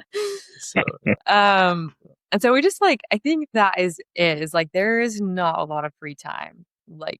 Yeah. Yeah. Like balance our life is not balanced right now. If balance Sure. means that like everything is equal, our life is not balanced right now. It has gotten better. Like this last year has been better, but I mean like even during pest control, like when he was building that office, that was crazy too. And so it's just like we just have this habit of our time together is just like life. We Yeah. don't have Yeah. a ton of like dedicated date nights or things like Golly, that. yeah. Jeez. Yeah, What it's is a so date hard night? Yeah. anyways. And so it's just like the normal the things that you're doing anyways, that just becomes quality time for us. And yeah, like one of those things is like youth nights or going to church or I don't know, like we have lots of family around here, so different family, like when babies are born or get blessed or baptisms or weddings or whatever, it's like we all just go. Yeah. And That's that I awesome. feel like that has been probably like our saving grace. If I'm looking back at it now, I feel like that has been the Sure. thing that's really helped us. Yeah. I love that. I think it was, or no, I don't think it was Elder Bednar who gave a talk. I don't remember if it was a talk or like a seminar about balance. And he said balance is a myth. And so I love asking about balance because everyone's answers are always different.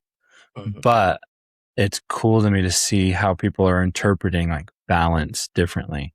Like it sounds like you guys are doing great about prioritize. Like you're going to youth nights, and it would be so easy to like for Austin to say, "No, I have to be up at 4:00 tomorrow morning and doing this, and I'm not going to go to bed until 1:00 in the morning, and so I'm not going to go to youth night tonight."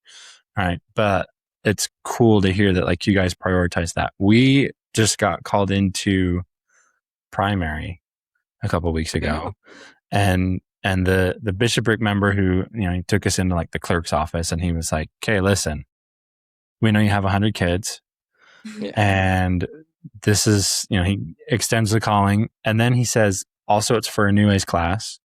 So we're like, "Okay, we're going to be in primary. We're going to be with our son who just turned 7. He is in his baptism year, right?" And then a couple of days ago, we were like, "Can we really do that right now?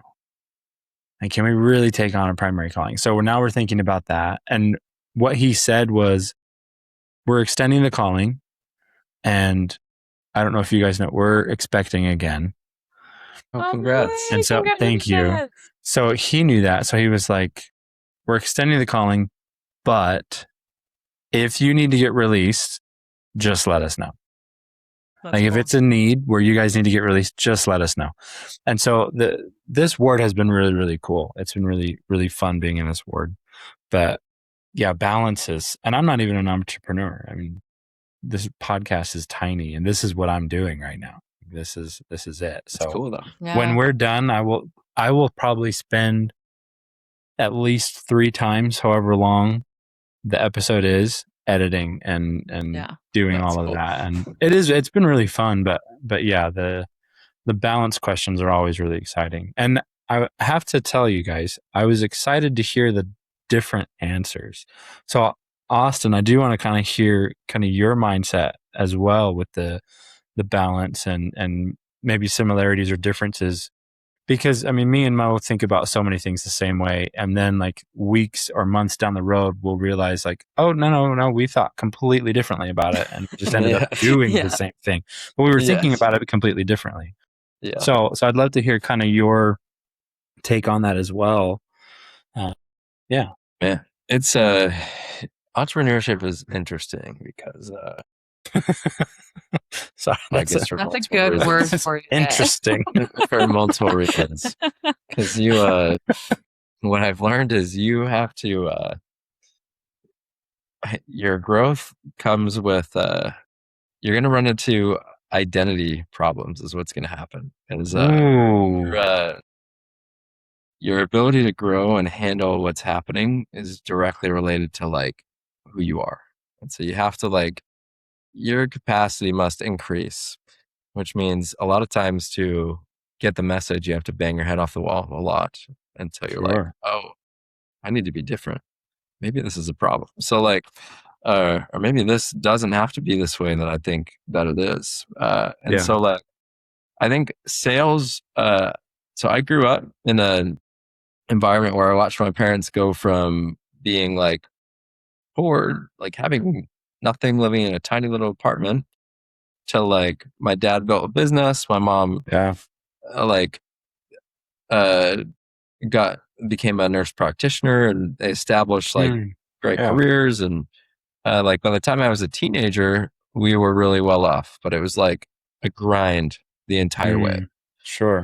And they a lot of kids don't get to see that. Yeah, so it was cool, and it's what like ingrained my athletic attitude, where I would just outwork, and like that's fine. I'm smaller.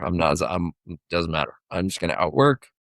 I'm gonna try to be smart. I'm gonna study. I'm gonna think about like all that. So I got that from my parents. And so pest control was like just a easy like, oh, the whole mentality of that industry is you grind. You grind super hard. You work like. In the summer, it's like you work 12 plus hours a day. Yeah. And you work until 10 p.m. and then you come home and you do it 6 days a week. And then it's like, yeah, just do that for the summer and then you're done. But it's like, no, if you're building, then you go and you recruit and you do that 6 days a week. So it's a grinder type thing. And so I actually like burned myself out pretty good. Because you get into ways of thinking that you have from growing up, or how you think you need to build stuff. Sure. And a lot of those aren't reality. They're just what you've been exposed to and how you think. So I thought that in order to be successful, I needed to work hard. It needed to be really difficult. It needed to be a grind, and it had to be this. And so when I would go out and experience that, it's like, well, yeah, that's what it takes. Which I think there's an element of that's true, but it doesn't have to be suffering, painful, or like the only thing you think about. So, like I would be anxious. I would have all these emotions, but I'm like, no, I push through. And so I would just go until I like empty the tank out. And you do that, like I would do it every year. And then get to the point where I'm like, oh, like maybe this isn't a good way to do this. And then like it's hard to have balance on anything else when you're like tapping the tank out 100%. You come home, you're exhausted, you whatever. And so it's like, okay, so maybe I need to like switch industries, and it just got into and so we like, maybe I need to try something that's like high ticket and like I sure. cannot sell as many, and then it's like more bang for my buck. And so there was a lot that went into switching to solar, but that's part of it. So we do that. Okay. And then it turned out to be that way. I was like, Yeah. awesome. I was like, I made 3 times what I made in my best year pest control and my first year of solar. And I was like, fantastic. Yeah. And I was a grinder. And so solar's year round. So rather than working for a summer, it's great. I work 6 days a week year round. Yay! Yay. So like, albeit it was 3 to 9, right? Or in the summer it was 3 to 10 as opposed to like 11 as opposed to 9 to 9, right? But at like a minimum, yeah. And so I'm like, I'm feeling good. And then like what happens is you start making more money and you're like, oh, like this is it. Like I figured this out. You grind and then you make a lot of money. And then that's how and so I like had a goal that I wanted to hit and I surpassed it. And then my motivation to continue after the first year died, and it died overnight. Like I hit the goal and then like within 2 days I was like, crap, I don't want to do anything anymore. Literally like, and I know what to do. I'm now more skilled than I ever have been. I know that I can, like, it's not a lot of effort for me to find the success. Like I just have to put the time in.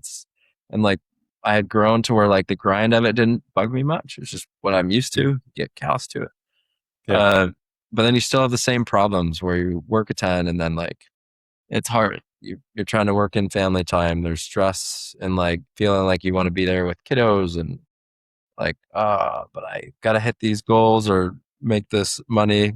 And then Easton was like between 0 and 1 in this first year. Okay. So I'm like, I can come back late and like, what's up, buddy? And he's like, hello, dada. Like, it's not like he doesn't really know. Right. Like, and I'm there in the morning. So the early afternoon. So I'm hanging out, like there's perks to sales, but, like you just get into a lifestyle that doesn't really sustain. And so what happens for most guys is they recruit big organizations and they get off the doors, and that's how they sustain. Or they grind to oblivion and they eventually just move on to something else, or they're just a rare breed that just sticks in and it works for them. And so like, got to the point where like identity rise, I realized like what I really want is to create a lifestyle where I can be home. I have flexibility and I have that. And I have it to an extent here. It's like I can just leave. Like I am 1099. I am. But I also like, as soon as that stops, like wait enough months, you run out of money and I got to go right back to it. So I'm just tied to it. So I realized like I was a salesman at that point, not really an entrepreneur. And I was trying to like become an entrepreneur. So I went to I was a corporate trainer at that time. For the solar company that I was at, and I was traveling to Dallas, and we had poor communication, and it turned out that the Dallas teams were at a leadership conference, not knocking, and so we showed up to like train them to knock, and we were like, wow, well, guess we'll just go to this thing. Dallas is like 5 hours away. Dallas is 5 hours away. Yeah, so it's not close. Like, well, I'm not going to go home. So like, jeez, whatever. So we go to this conference and it's an identity based, so it's elevated worldwide by Tony Child. And so it's a 12-month program. So it's called Pivot Point. And it's basically like getting aligned with your identity, really challenging like how you think and operate, moving from lack to abundance, and just kind of challenging you to look at your life and the world differently. And so I went to that and I left and I was like, maybe I need to start a business actually. But like I'd done that once before with pest control, like, okay. And then Dazzle, this is where Dazzle comes in. She had somebody she knew from high school that made a Facebook post and he was like, hey, I run a Christmas lights business and I'm confident I can teach you to like run a 6-figure Christmas lights business in your first season. Like I'm going to take like a few consultants. I've done this. I do 500,000 a year and Christmas lights, or he's like, I can show you how to do it. And she just like screenshotted that to me. It was seasonal, September to December. That's it. And then like, it kind of worked with solar. And I was like, okay, so we jumped on the call with him. I reached out to my brother-in-law who had been kind of talking about business ideas. And I was like, this seems good. You want to like, and so we jumped on, talked to him, and they were like, cool. This is mid-August. And then peak season starts in September. And so we just were like, sweet, we're going to start this. Just Flew him jump out, in. paid him whatever, $10,000 as a mentor. We're like, teach us exactly what to do. We copy your system. And so he taught us the system. And then we did about 100,000 in revenue in that quarter. We were like, okay, Nice. this works. Yeah. Went back to solar, was pretty miserable, trying to figure out all this internal stuff. And then I shouldn't laugh. I apologize. no, it is laughable. It's a hard year. Like I was grinding it out, Yeah. but suffering Yeah. inwardly the whole time. Like I made probably like 60% of what I made the year before, which is still better than I was doing in pest control, but it like hit my goal, and then our income was a lot lower. And it wasn't for skill. It was just like struggling mentally, emotionally. And then, so we get to, back to our peak season. I was like, you know what? I'm going to do it full time. I'm not going to split with solar. I'm not going to do that. Michael had my business partner quit his job. And then it seems like permanent lighting is going to be big. So let's add that. And because it was seasonal lights only. Yeah. And then we put an ad out, like posted it, and we had like 50 requests for quotes the following Monday. I did it on a Saturday. And by Monday, we were like, oh crap. For permanent lights. Wow. We were like, oh crap. We don't actually even know how to install this. Like we just signed up for this yesterday. But I went to all those appointments and sold like 15 deals in the first week. And I was like, well, we also don't have enough crews now. So I went from like, we don't know how to install it. We only have one seasonal lighting crew. They were going to be booked. So we had to hire out like 6 guys, learn how to install and train. And so it was a whirlwind. That was like even more, that was even more unbalanced than solar was. That was like going from 6 a.m. to midnight every day. I was also like very newly pregnant. Yeah, she was pregnant. So that was fun. Like, yeah. When are you gonna be home? Yeah, for real. Sick too. Sick. Yeah. So oh no. So there's a lot of just like challenge to it. And so we went from like roughly, it was more like 80,000 year one.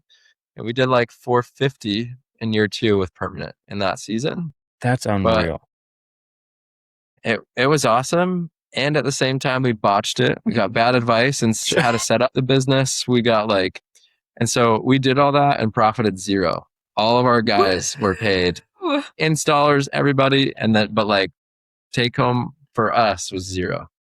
And so like, wow. So rough. You get there and you're like, so this is like entrepreneurship is no joke. Where you like, it can go really badly, even if you work really hard.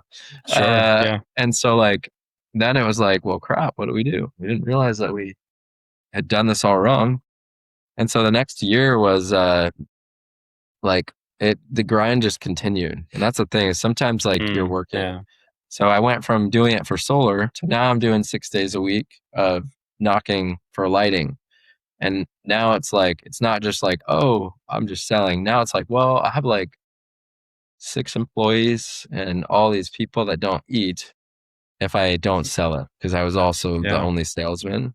And so Michael's in the background doing ads and operations and whatever, figuring out how to source our own products, like from overseas. How do we fix this problem and raise prices 40%? Like we did all types of stuff, like branded to dazzle like this, to like, we just redid the whole thing because it didn't work. And then I'm like, can you sell this door to door? Yep, it works. And so we are grinding and I'm like, okay, now we're succeeding. And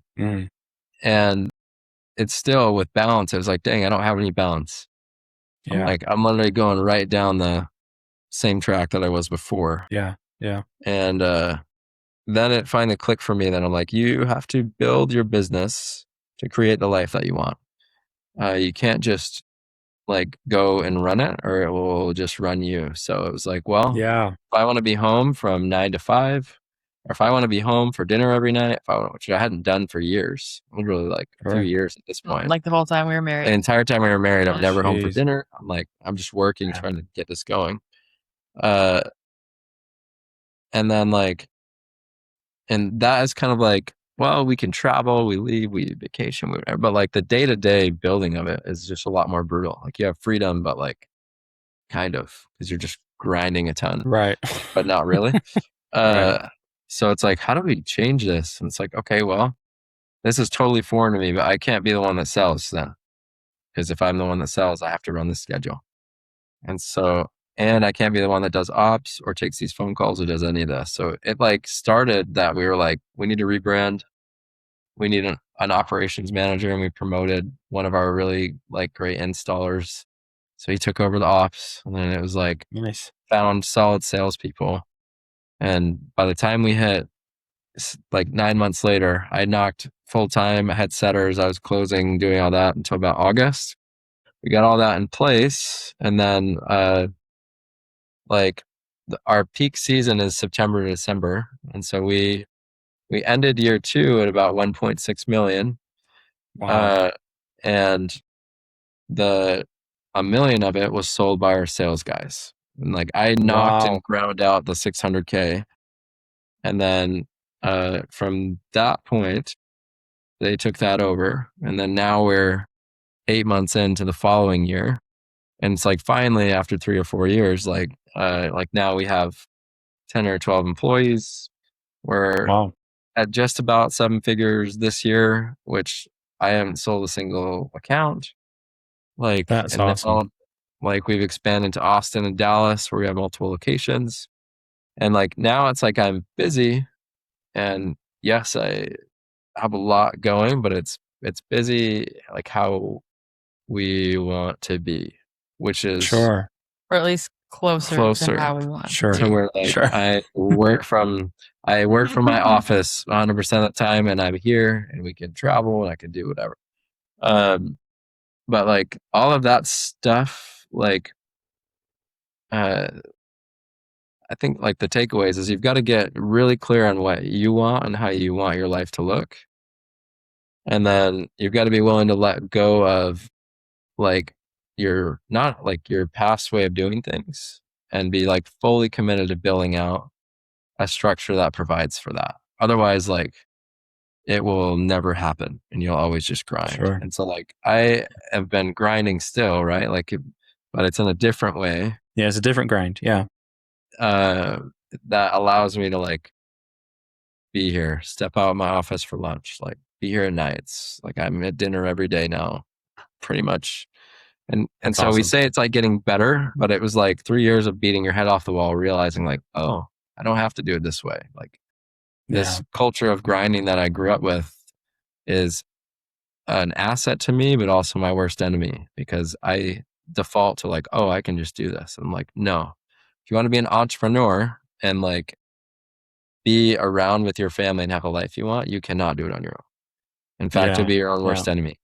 You've got to build teams and structure and all that. So basically we set goals that required that, where it literally could not possibly happen without that. And then every structure since then has been around that. And so more and more and more, it's getting that way. And then we'll be further this year. And then each year we'll, like, I'm not really in the day-to-day now, but it'll get less and less as we put managers and other stuff. And, but balance has not been a thing really. But during that time, it has become like, well, we're doing this because we are building to this lifestyle. And so we need to be very intentional about how we communicate, like very protective of the time and things that we do have. And then like, we need to like, we just like bring our kids to everything. And everywhere. Cause it's like, that's just family time, grocery store, travel, road trips, like we're getting another dog. Everyone will drive up to Dallas. Like we just like, I think that's just how we have done it. And then our life in this build has not been balanced at all. But I don't know, they're just, to do it at the pace that we want to do it, there is a requirement of sacrifice. You just got to get clear on what you want and make sure that you don't sacrifice things that are critical to your happiness and relationship along the way, or at least find ways to like do the best you can with it. So I'd say this year is 10 times better than what it's been like in the past. For sure. That's awesome. Still not where we want to be, but the goal is to build a business that literally operates fully without me at all. And then like at that point, I'm just available. So like we're getting closer. Cool. That's awesome. You know, real quick, I feel like I keep thinking about this. But my freshman year at SVU, I think it was probably like, I don't know, the first like leader servant class of the year. And I think it was Gibbons was doing like little seminar, and one of the things he talked about was balance.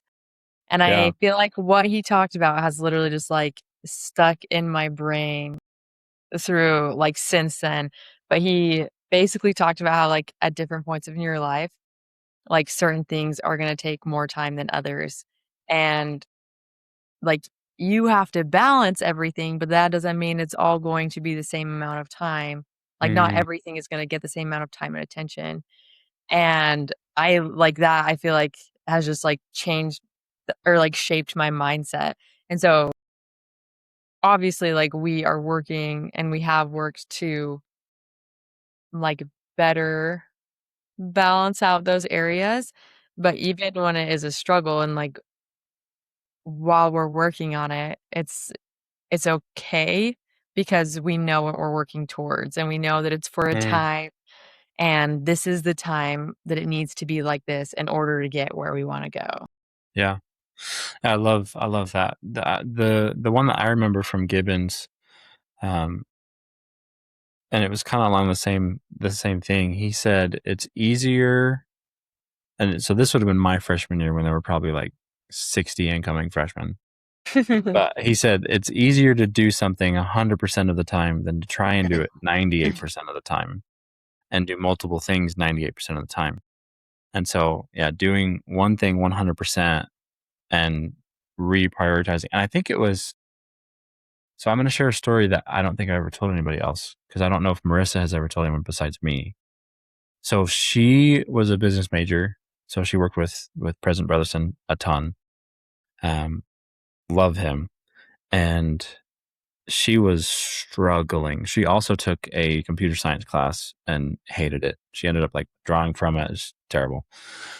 But she was so stressed out, and she went into President Brotherson and was like, what do I do? Because like I want to do this, and I want to do this, and I want to do this. And he said, similar to what Gibbon said, he was like, there are going to be times where you have to choose what is going to be the priority, and other things are going to suffer, and you have to choose. And that is something that has stuck with us in the hundreds of moves that we've made and children that we've had and all of that, because we go through that too, you know, and I'm not building out a $1 million podcast, right? I'm not building out a one-figure podcast right now. This is all pro bono, by the way, for you guys. You don't get any royalties from this at all. But it's prioritizing and finding the things that you can prioritize, right? Like Dazzle is something that you're passionate about, right? And for me, like this podcast has become something really quickly that I'm super passionate about. And I will put in that 4 hours of editing post video, where 6 months ago, if you'd been like, hey, do you want to go sit at your computer for 4 or 5 hours and painstakingly go through all of these ums and ahs and pauses? And I'd be like, heck no. Like, I want to go coach soccer right now. Like, no. Yeah. And so, yeah, I love all of that. That was all fantastic. That's cool. Good for you, man. It's been fun. It's been so fun. You guys also kind of touched on the last question that I have like typed out. I have at least one other that I never actually send, but I always ask. But the last question I had typed out was kind of how you've prioritized things as you've been raising kids, and yours are still fairly small, right? But that's the best time to start implementing things. So are there any more like specifics you could give as far as like raising your kids and how you've kind of started to prioritize things with them, or things you do with them to, I mean, Easton's what, 3.5 now, so he's not, Yeah. you're not sitting him down and being like, this is how you prioritize, and this is, but like Yes. the influential teaching, how do you guys go about that? I have some like simple thoughts on some stuff. And I know LaRee will have a lot on this. You can go first. But what's interesting when you're busy is like you can be super busy, stressed, and all over the place, but your kids don't have to feel that. And so I think it's like, for me, and something that I've like told LaRee this the other day, I think something that makes a big difference is like, if you haven't seen someone for a minute, let's say you're working for the day and you come in the door, like the initial like 2 minutes of what happens sets the tone and makes a big difference.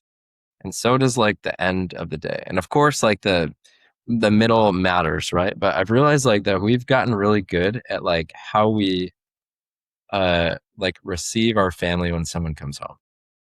And like, and it's not just like the person or like wakes up or comes or into your wakes room. up, or That whatever. initial interaction. Yeah. And so like, it's like when our kids wake up and we see them, no matter what we're doing, like our attention goes like right to them. And then we like talk to them like they're the coolest person. They are the coolest person. And like there's nothing they more are. important. Like we Yeah. could not be more excited to be doing anything else besides like seeing them. And what's funny now is our 1-year-old Skylar, right? So, and it's literally like this. We go in there and we open the door and she's standing up and she's like, like, and we're like, hi, Dada. And she goes, hi, Dada. Like big. And That's I'm like, hi, Skylar. And it's a big smile and a big focus. Like, but now, like when we see each other, it's like, oh, there's excitement. This is like really cool. And so you just like set the tone. When our 3-year-old, he will like kind of let himself out of his room when he wakes up. We'll hear the door creak. And then what he'll do is he'll come to the top of the stairs and he'll like try to peek his head around and like surprise us. And so like we hear he thinks it's so funny. He thinks it's hilarious. Of course then, he does. That's awesome. When you see him, we'll be waiting and he'll kind of peek it over. And then whatever we're doing, we're like, hi, Eastie boy. And it's just very focused. Yeah. But then like LaRee will do that to me when I get home. And then the kids will be like, it's kind of creepy. Dada. Yeah, like, yeah, I know. It's kind of creepy. I'll peek around. I'll peek around. Hi, Austin. That's right. We just creep on each other. But that's marriage. But like it's like the energy of that, as simple as that is important, because then they feel like when they walk into the room that they are always like the most important thing going on. And so like, even if like maybe I'm gone for the day or whatever, like there's a immediate connection that sustains, and then they just think that that's like how you should greet your family, and like that's like cool, and how they should be greeted, and like, and that's huge. So like they expect to be valued and value the people that are valuable to them, like very forwardly. And then so I don't know, like that's a little thing, but that's one of the things that just jumps out to me. And then I think this is kind of like speaking to like just like entrepreneurs, but also like anyone who's busy doing anything where you're just like whatever. And that could be like taking care of kids, and like everyone is busy and focused on what they're doing. And so like it's just taking the time to really focus on the person in front of you. Because I think that's what, like for me, when I get out of work, I'll be in work mode. And the tendency is to like kind of stay in there while you're with the person. So you're not really like engaging with them, or you kind of are, but half-heartedly, or you're distracted. And it's like, I think when you're busy and there's a lot going on of any kind, it's like to be as intentional and as focused as possible as you can with your people when you're there with them. And if it's short time, then be so 100%. be 105% like focused on them. Bring the energy, bring the like, and just be there. And I think like that is a thing that we don't do perfectly, but try to do. And it's like, start that, you try to keep it there, and then bedtime is another thing. Like I missed that for a lot of time, like for a solid couple of years where I was 2.5 just years. not there for bedtimes. But like I missed the last 2 nights and it was horrible. Yes, yeah. And so I would like I'd be like out on the doors and it's like 9:30, dark, and I'm like FaceTime him under a street light. Like, good night, buddy. And like and then like we would be doing that stuff, which at the time wasn't fun, but that's what we would do. But now it's like bedtime, and like you just have opportunities with like kids and family to leave like parting thoughts and impressions. And so like I realize that I'm going to be, and she's going to be like the inner voice. So I like to just like sit there and talk to them and then tell them how cool I think they are.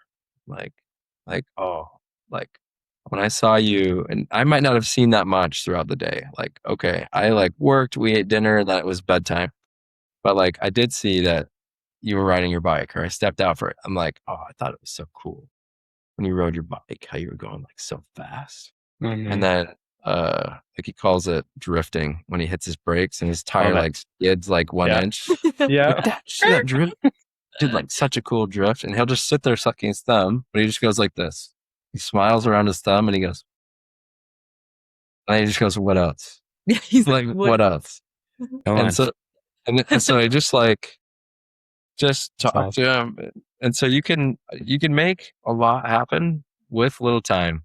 And the goal is not to just like have little time, but there are going to be times when during a week or a day where you don't have as much. And so you just maximize. And then if you do that, it'll work out. Can you remind me what the question was? I have thoughts, but I'm like, where were they supposed to be actually pointed? No, you're good. It was along the lines of like, how are you guys emphasizing things with your kids, and with your kids being smaller, not necessarily like sitting them down and having discussions about balance and that kind of stuff, but kind of you guys are athletes, the intangibles of parenting, right? How are you and raising kids? Yeah. So the thing that I do have a lot of thoughts about this, but I'll just narrow it down. I think a lot can there's the scripture, by small and simple means great things are brought to pass, or great things come to pass. And I think that is true in like every aspect of life. And so when we talk about like when we greet them, or even if we only have like a little bit of time with them, we try to be intentional. So the same thing applies for like when I don't know, when teaching a new skill, or like teaching them how to handle a situation, or we're trying to like read scriptures. It's just, I think it's yeah. I just like have such a firm belief that like small and simple things bring about great things. And so just try to be really intentional with the small things. So we read some verses of scripture every night. Try to do one column. One column in the Book of Mormon. Good for you guys. And does anyone we're hear at it? one verse for me and Mo right now. Well, I don't know that anyone hears it, but we read it. Yeah, it's doing There it, is a prayer that said, are people kneeling or sitting down or holding still? Hardly ever. Probably not. Is it like really long and thought out? No. No. But it happens enough that like Easton can say a simple prayer. Oh, and that's it's not awesome. like we've coached him on how to do that. Okay, this is how you say a prayer. And like we do help him, but he's like heard it enough, like so enough repetitions, enough consistency, and he can absorb that. So the same thing like interacting with other people or interacting like with siblings or like with me, or I don't know, I really believe that the small efforts go a long way, uh, like especially with consistency. And so just whatever we're trying to teach, intentionality and consistency, I feel like are the two things that I try to focus on with whatever we're trying to teach and emphasize. And then also just like we touched on earlier, it's just, like our family is obviously very important. So as a unit, we try to spend time together, we try to protect our family time, and we do a lot of things together. We have other family here, we could, like, ship off kids and go do stuff, but we do a lot of Sure. stuff together, which I think is fun and cool for this phase of life too. Yeah. Agreed. 100%. That's something that yeah, we're going through too. Is one of the reasons we moved to Utah was because Trey and Rosie are here. Trey, so Marissa's little brother Trey is literally our back fence neighbor. I mean, he's Wow. 100 feet away from us, and nothing against him or anything, but I can count on one hand, maybe two hands outside of church, how many times we've seen him since we've been here. Yeah, And again, yeah, nothing against him, but like we've kind of developed that moving so many times. We've developed such strong bonds within our family that like we just do everything ourselves. And some people think that's weird, but like we're gonna homeschool because we just can. Like we're gonna be able to do that. Yeah, those are massive relationships. My goodness, prayers, scriptures, and prayers every night. Don't ever stop. Don't ever stop, because the blessings. Oh man, don't ever stop. The blessings that you guys will see because of that will be tremendous. And I did not think I was going to get emotional, but it's after 10 o'clock for me. So that's when I start getting emotional anyways. Crazy. Yeah, no, it's really cool to see like a new age 7 and Marley's 5, and our family prayers every night are one of them. Like me and Mo will pray over meals, or we'll pray like if we pray in the morning, but at night when it's bedtime, because they all also sleep in the same room. So me and Mo will each read a verse of scripture, and then either Anua or Marley will say the prayer. And we still have to help Anua a little bit. Sometimes he has a little bit of a speech delay, and so we help him sometimes. Marley said a prayer tonight totally on her own, but it was like, Heavenly Father, thank you for the day. Thank you for the food we had. Thank you for the show we watched. And then she lost some toy. So she was like, please help us find my toy tomorrow. In the name of Jesus Christ, amen. And like, that was it. But she said it totally by herself. Yeah. And those aren't things that we have tried to force. Right? Those are just things that we do. So please don't ever stop. Just keep doing that. Keep doing that with them. Oh man. It's really late for you guys. Right? No? Isn't it like 11? It's 11. It's not too bad. Oh my gosh. You guys with only 2 kids and nobody old yet. That sounds nice. Okay. So the last question that I usually ask everybody, and this is another one I'm kind of interested to see if you guys have different takes or if you have a similar take, is this is your opportunity to give your one piece of advice to youth, to young adults, to old adults, to anyone who might be looking to have more balance in their life. And, whether that's faith and athletics, which is what the podcast is geared towards, right? But faith and athletics, or mental health and faith, or mental health and athletics, or whatever it might be that they want to find more balance within their life. What's your one piece of advice in seeking out more balance? I can start. So I think there's a lot that I could say on that, but I would say the core underlying thing is that if you are feeling unbalanced or like unfulfilled or like things are not happening in the way that you want, uh, the plain truth is most of the time those things are self-inflicted. Mm, Um, yeah. and I would say that for me, they've been related to how I viewed myself, the world, and what I should or have to do. Uh, Yeah.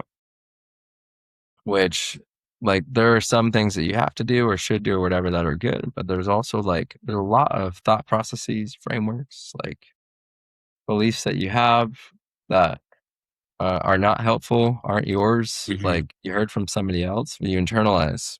There's culture that you operate within. Uh, and so for me, like just the example of being a grinder is good. This is how life must be. This is what the good life looks like. This is what's Yeah. required. Yeah. Right? If you believe that, you will work your entire life, 12 to 14 hours a day, be burned out, like could look from the outside probably at someone else and be like, oh, that seems like a dumb way to do that. Or like that doesn't seem to be working for you. But if you like can't self-evaluate or like maybe challenge how you think, it's like, no, like I have, as soon as you say I have to, I should, or anything along those lines, like those are like red flags to me to ask, like, well, why? Like, why does it have to be that way? Why should I do this? Why is this the way to operate? And I think you'll find the more that you question yourself, the more that I think the more you question yourself, the more you'll realize that there are a lot of thoughts that you have that really are questionable. And Yeah. maybe if you would be open to another way of thinking or another way of doing things, you could have dramatically different internal feeling, like present reality and future results. Yeah. Love that.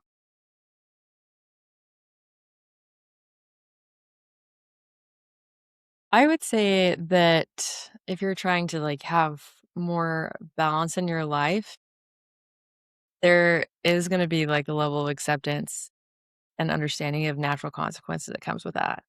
Like, you need to figure out what the main things are for you and know that by saying yes to some things is saying no to other things, and that's not bad, you know? Ooh. Yeah. Um, Yep. there's a great book. It's called Essentialism, if there are any, like, personal development Yeah. readers Yep. I have a bunch that of them. Yeah. yeah, Essentialism by Greg McKeown is great and talks a lot about that. It's like you focus on the main things, saying and by saying yes to some things is naturally saying no to others. That's not bad.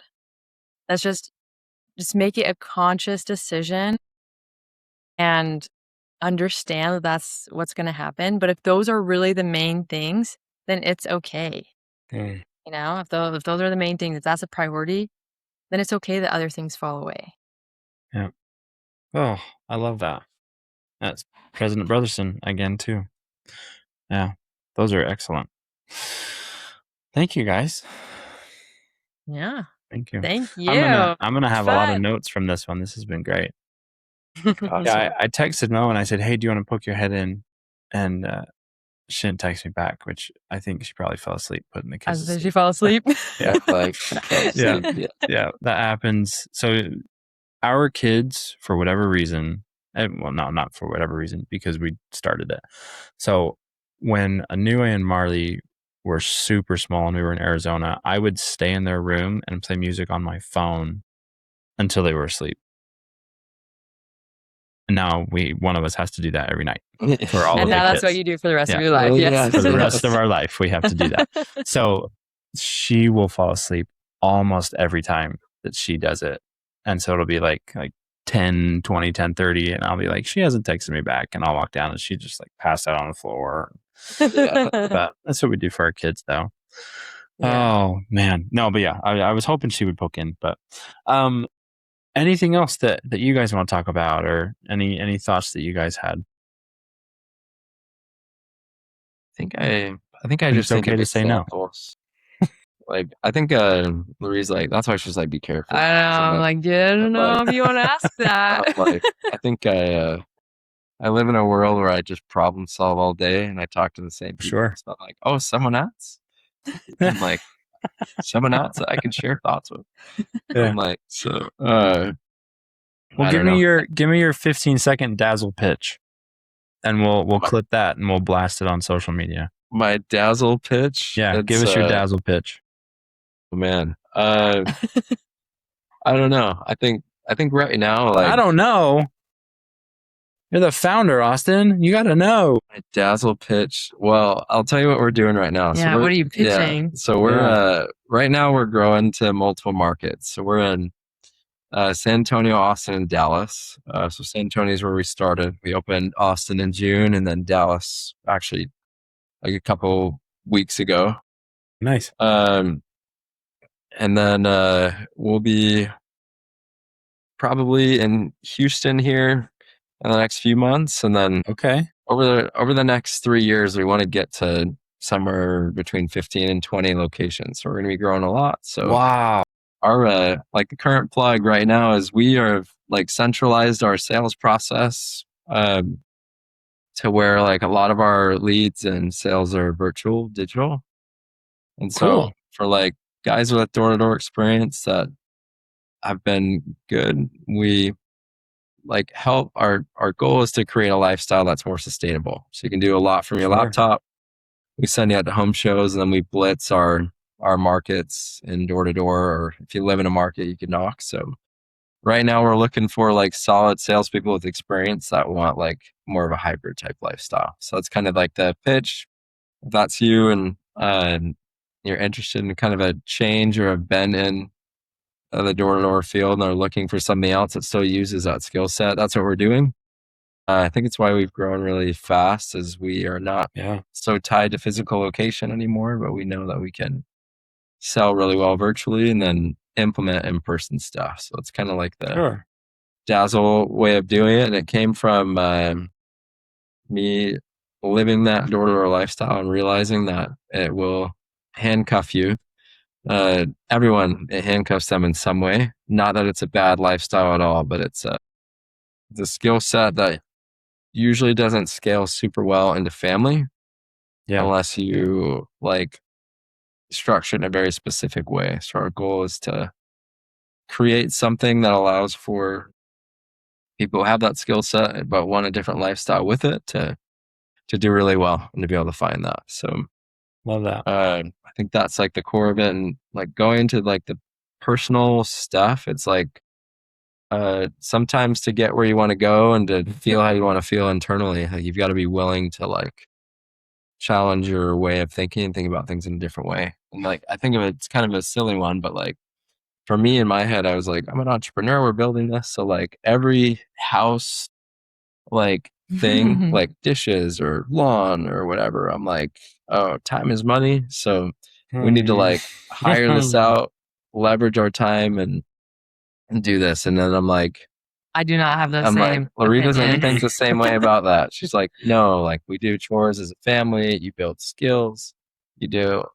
Take responsibility. We take responsibility. ownership. We do this. And I'm like, I'm responsible by making the money and hiring someone to do it. I'm like, and so like, that's like how I, but over time, I finally like was like, okay, you know what? It's not bad to save money when you're broke building a business. Yeah. So I'm like, we'll do it. I'm like, I think by necessity, we kind of got pushed into that because you like invest a lot and stretch yourself a lot of times when you're doing this. So, but then I found I was like, well, okay. So I mow the lawn. And then when I do that, rather than being like, oh, crap, I hate mowing. Like, Easton jumps in his little electric Jeep and he mows the lawn with me. Yeah. And then we Love that. so now it's family and it's time and I enjoy doing it. Right. Like I'm like scooping up dog poop, I'm doing whatever, and he is with me with a bag or scoop like, and now it's like, okay, am I gonna be doing this forever? I'm like, no. For sure I won't. But like in the moment, I could see that there's value in this, and like this is now family time, right? Yeah. And then it was like, okay, I'm horrible with hobbies, like entrepreneur. Like I'm like I work and that's what I do. So like fun, Yeah. like, what's that? Like but so she got me into audiobooks, and so now Nice. like we don't hire someone out to clean, or she doesn't just clean the whole house. I'm like I do the dishes, sweep, mop floors. And I listen to Red Rising and or whatever it is, right? And so like Nice. if you're willing to like think about things differently, maybe accept that you don't always know, or you're not always like your way of doing things may not always be the best way, and you can look at other perspectives, like you can find value, and all of a sudden you have a hobby and now you get more time with your kids that you were like, well, I would just like, right. And you just find ways living life by like accepting opinions of others, being willing to challenge your way of thinking that better where you're at. And so now I enjoy that stuff and I see value in it, and it's helpful, and it takes stuff off her plate that gets out of hand when you have a bunch of kids and like well, you dishes, don't even know, laundry and all of that. Like just keeps going. So it's gotta be a team effort. So Yeah, that's my I love piece that. of advice. If there's a spouse that, probably could help a little more around the house, get them hooked on audiobooks. Yeah. Yep, that's it. Audiobooks are That's my piece of fantastic. advice. Yeah, or podcasts. Podcasts are good too. Podcasts, Come on. Yeah, this podcast. Get them This hooked one. on this podcast. They're getting longer, so now you have time to clean the house. Oh, that's fun. That's fun. Yeah, and it won't be that way forever. My dad, so I have started like working on whatever vehicle we have at the time because mechanics are outrageous now.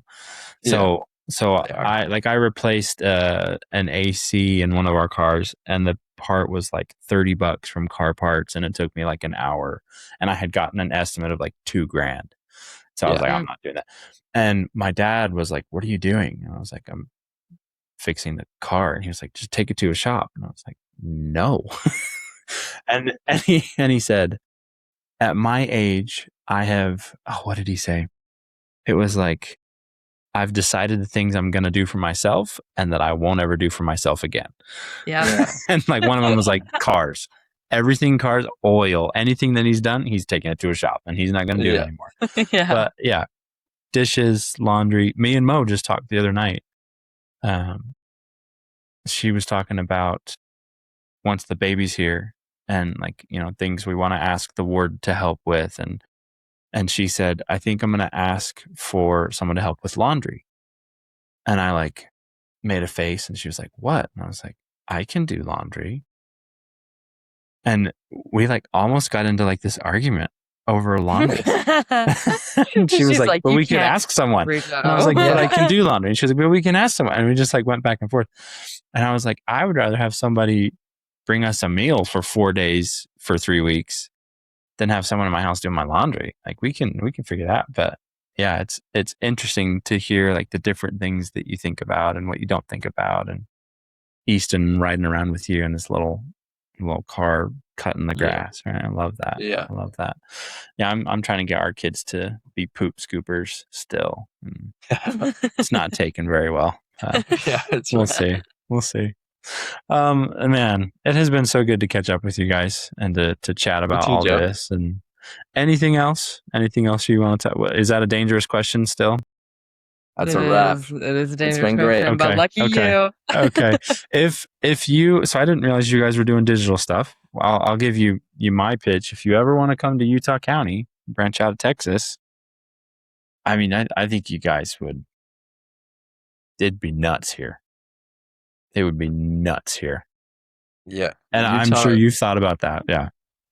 Yeah, Utah, it is like the mecca of lighting. So we're building out Texas, and we might do it. So maybe we'll see you out there. Yeah. Let me know if you guys ever want to branch out here. We got a place you could stay, and I'm a 20-minute walk from Lavelle, from the football stadium.